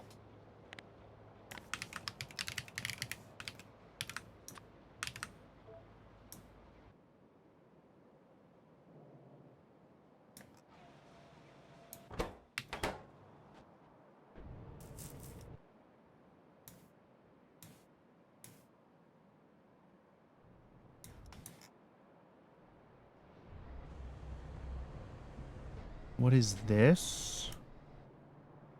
Is this naphtha to syngas? I think so. Oh, and it's a void. Okay.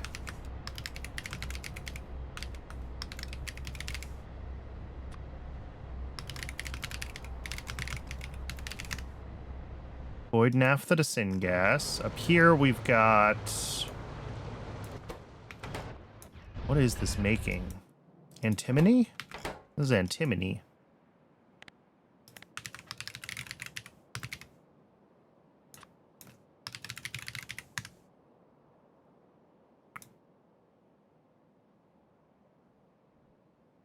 Probably some other things that are missing labels. Oh, there's one. This is supposed to be a Yotoi build, but it's not because I had a belt backwards. Wow. I mean, fortunately,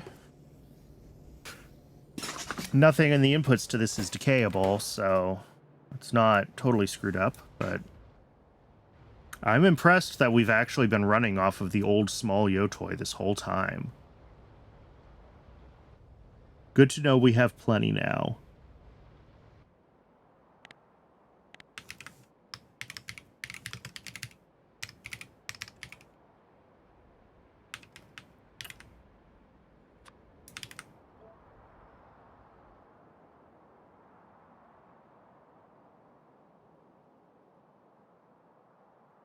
I'm sure I will find other things that are not properly labeled, but that was a pretty good pass.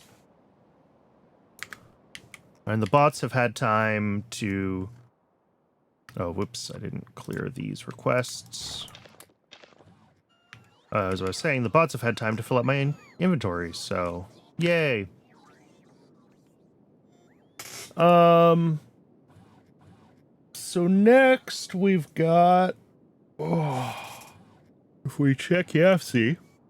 Jeez, I'm yawny today, I'm sorry. I am an EP Brennan. We've got tributyl phosphate to do, and we've got the advanced substrate. This is going to be a mildly annoying build, and I don't really feel like doing it today. So this might be a tomorrow build, but I think we can do... Tributyl phosphate's going to be easy. This is a pretty small build. And then upgrading the acrolein is easy enough. Excuse me. And the crystallic acid. So I think if we just get these three things done, that leaves advanced substrate, and then acrylic, and the acrylic dependencies. And then everything else on this sheet is stuff that we want to actually do on site. Once we pull the acrylic and acrylonitrile and methyl acrylate out of the queue.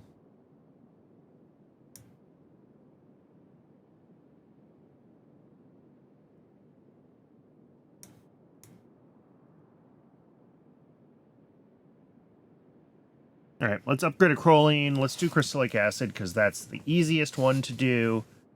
And then we will decide how we feel about doing anything that requires thought.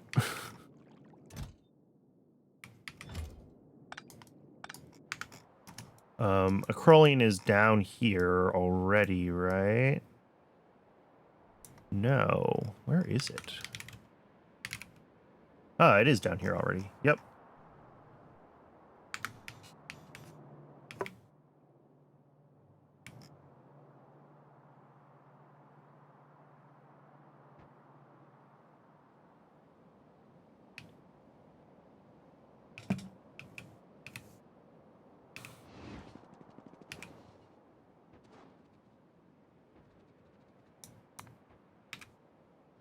Science is petering out. Let me just double check.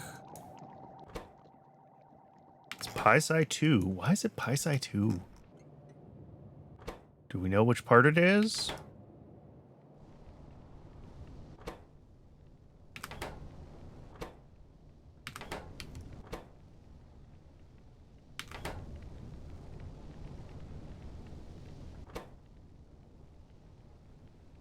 Item ingredient shortage. Okay, the check signal is saying... Oh.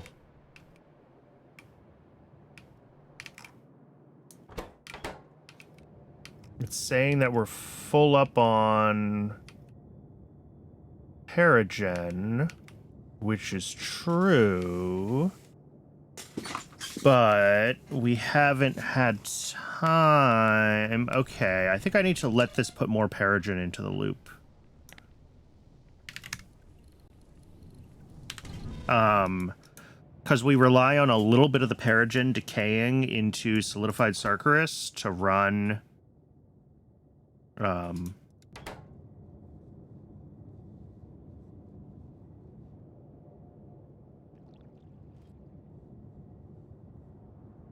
to run the solidified sarcoris. The recipe doesn't quite make the correct ratio, and instead of having a second machine that just makes sarcoris, I just let it decay because it simplifies the logistics quite a bit, even if it is slightly less resource efficient. But that means we need to have enough Paragen in the loop that it's decaying on time. Otherwise, we're sitting here waiting. And I think that's where we got stuck, is we just don't have enough Paragen in the loop for it to decay and keep up. Hopefully that makes sense. Also, because it's a sushi belt, we're not necessarily getting the right amount of... I wonder if I could do something where we... You know, we slow this down so we're not overproducing everything. But maybe we could put it in a box so we're holding on to, like, the oldest of the Paragen so that it does have time to decay. If we want the decay to be part of the process, then I need to think a little bit more about how I would want to be smarter about that, but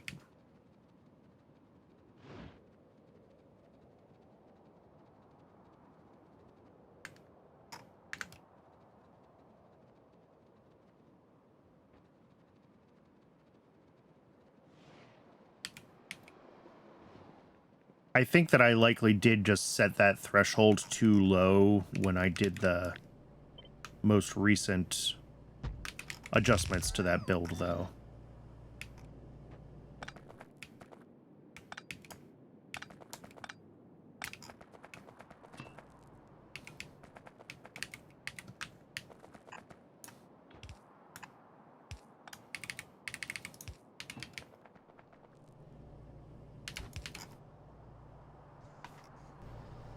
Alright, well, that was fixed. Choline is good.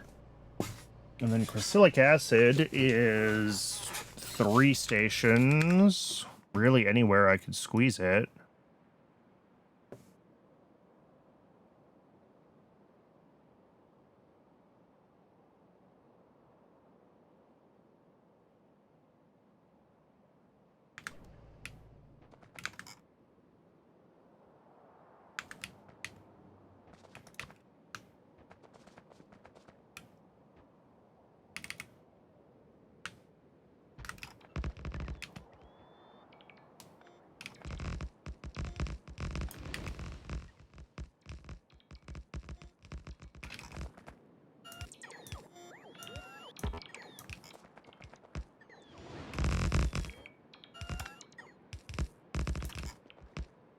Make sure, yeah, all the places where we've got things that look like intersections, they are appropriately flagged with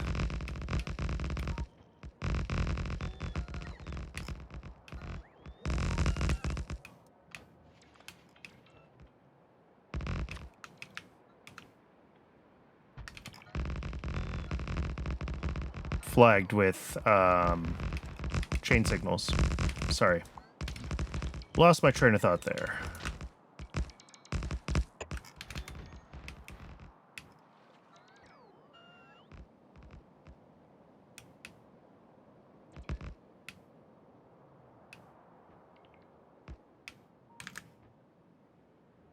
So Nexolite plate and phenol in, creosote in as a fluid, and the crucilic acid out.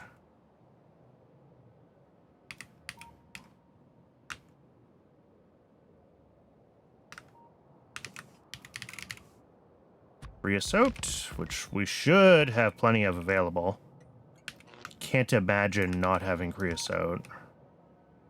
Now that I've said that out loud, though, there's going to be something wrong with our creosote, because that's how it works.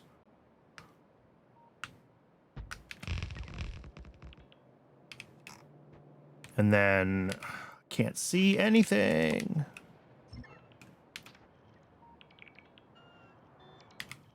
Trees are the real enemy. I know it's a meme, but it's true.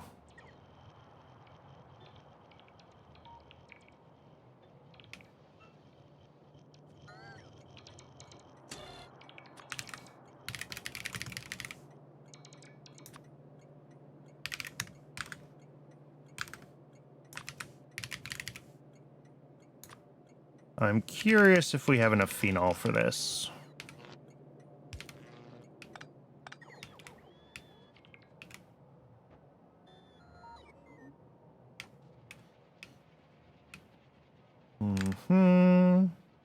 And then mixer. It doesn't really matter. Right here is fine. Making crucilic acid. That is our output side. There's our input, and we're gonna, yeah, we can expand this with ease, which is what we want to see.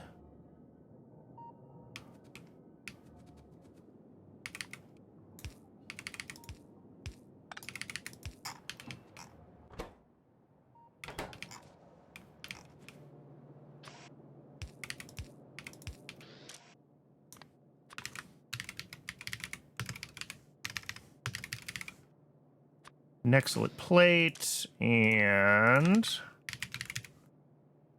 phenol. You know, maybe I should plan a... The problem is I really don't know how much crucilic acid we're going to need long term, like when we start to need it for improved zinc and for Aerofloat 15. You know what? I can refactor this later if I have to. For now, this is fine on one belt. I was trying to decide if I should just plan to put these on separate belts, if I was going to need... Because once I have, like, 8 machines worth of crystallic acid, it's, you know... Well, once I have more than 4 of them, it's more than half a belt of phenol, but...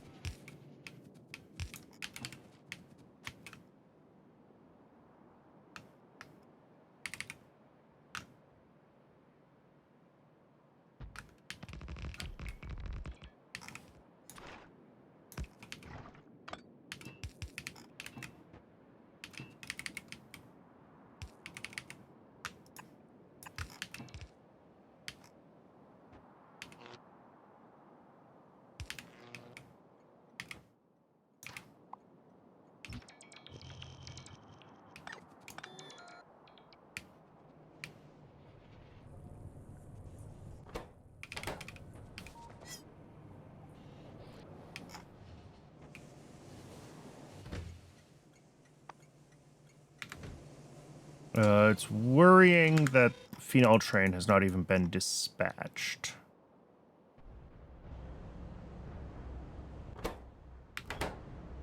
I mean, we are making a lot of it. At least some of the time. Are we missing an input?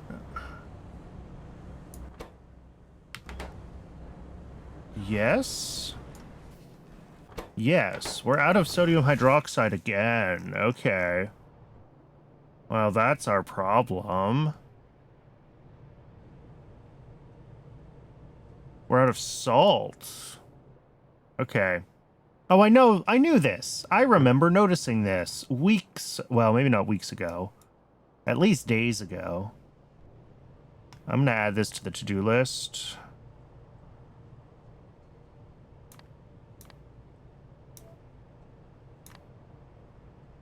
More salt for NaOH.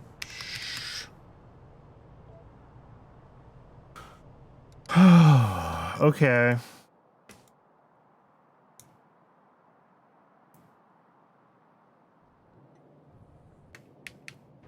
Well, we definitely don't have enough phenol with sodium hydroxide being screwy.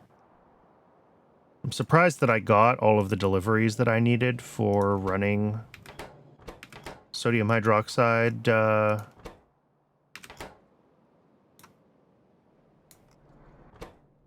for running things that used sodium hydroxide, like the nanocrystalline cellulose here, managed to get it just fine.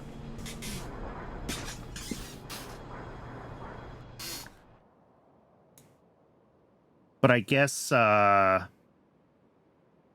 stations that use things less often have an advantage with the CyberSyn, like, round-robin system, don't they?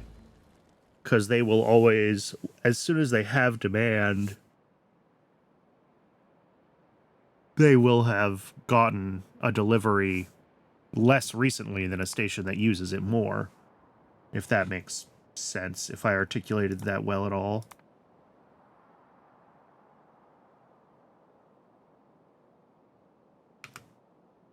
All right. Oh, well, we did get a delivery of it at least. Sweet. So maybe hydroxide is only partially broken, or we're like right on the edge of having enough of it. Even though it looked very broken when I looked at it just a minute ago.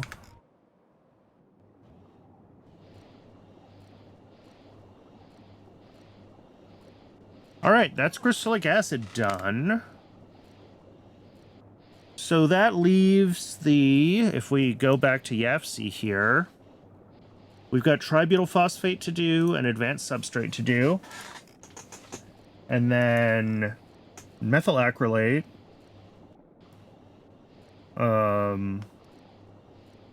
Yeah, methyl acrylate, acrylonitrile acrylic. And then everything here is just the PySci 3 build itself. Let's split out these last few things into their own tabs so that this tab really is just what we're going to build.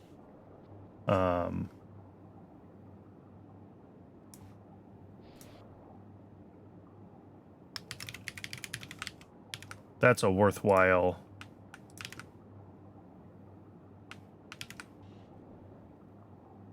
We need 1 a second acrylic. We need 1 a second acrylic. All right. Well, we'll go up to 5 machines worth, whatever that is. 1.2. Yeah. All right. And I think everything here is all just stuff that we ship in, like acetone, natural gas, sulfuric acid, ammonia, and then the methyl acrylate and the acrylonitrile, because both of those are used in other things. So that's acrylic.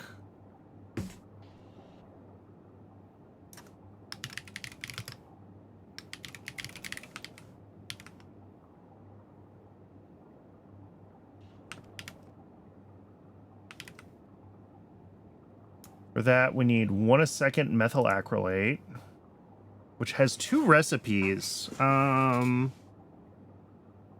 Nickel, sulfuric... Okay, so this is the one that YAFC thinks is cheaper. Cobalt and acetylene versus sulfuric acid and nickel and ethylene chloride. Yeah, I tend to agree with YAFC. I think this one is cheaper. And then we do the ethylene chlorohydrin on site. And just like the other one, obviously we're going to scale this appropriately for the number of prod modules it has. So that will be the methyl acrylate build. And that just leaves acrylonitrile.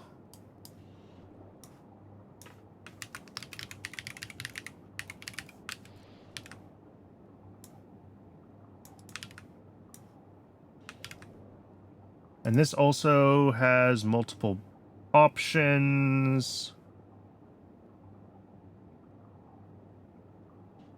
One that uses acrolein along with ammonia, oxygen, molybdenum, and iron. One that uses propene, which is the one that YAFC thinks is the cheapest. Or this one that uses lignin that YAFC thinks is the worst.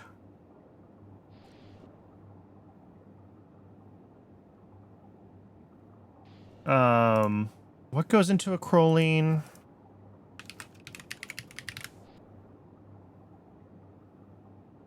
Oh, it is just propene with a little chromium. Okay. So... Wait. 50 propene... Yeah, this is literally worse. It's the same thing, but with a little chromium. It's just worse. Are there other ways to make... Ah, this glycerol and oxygen recipe for acrolein. Okay. Yeah, maybe if I was doing that and I didn't have a bunch of propene available, but I do, so... And these are prodded. 1.2 a second. Yeah, we need 1. So we will make 1.2. That is 10 of these machines. All right, and that's it. An acrylonitrile, yeah, we're going to use polyacrylonitrile in the near future, I am sure. So we want to make sure that we have the ability to scale this build and can feed it as needed. Same, I think, with methyl acrylate. Yeah, that's also used in the polyacrylonitrile. Okay, so I need to make sure that both of these builds can be scaled up, that I don't build them too cramped. And then acrylic itself, in addition to the science, is going to be used in a bunch of buildings. So we want a little bit of extra. We have 20% extra right now compared to our science demand, and honestly, that might be enough to build up enough of a buffer so that when we do start using it in blue buildings soon. We don't totally wreck our science. And then that leaves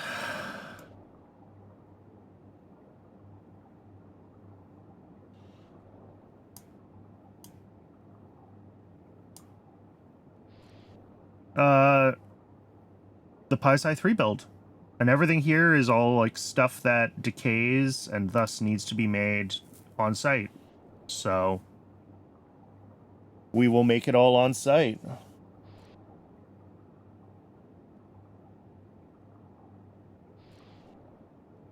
Cool. Well, this is a good stopping point, I think. Because if I run another ad break, I'm going to feel obligated to hang around for, like, most of that hour. And I don't know if I have another hour in me. I am super sleepy today. But we will be back next Tuesday. We might just get all this built. Like, this is not a lot left. This build is going to stink. This is going to be awkward to figure out all the, like, belt routing and stuff. But in the grand scheme of things, not that bad. And then, like I said, we have some other stuff to work on if we're waiting for various things to still buffer. Logibots, and there was one other thing. Vat brain cartridges. All right, well, thanks very much, everybody. I really appreciate everyone hanging out. If you found this on YouTube and want to watch me live, there is a link to my Twitch down below in the description. And as I was saying, we'll be back on Tuesday, and I think we're going to have Pi-Sci 3 done on Tuesday. We might have to hand deliver some things to get the thing to pop, but I think Tuesday is Pi-Sci 3 day. So I will see everybody then.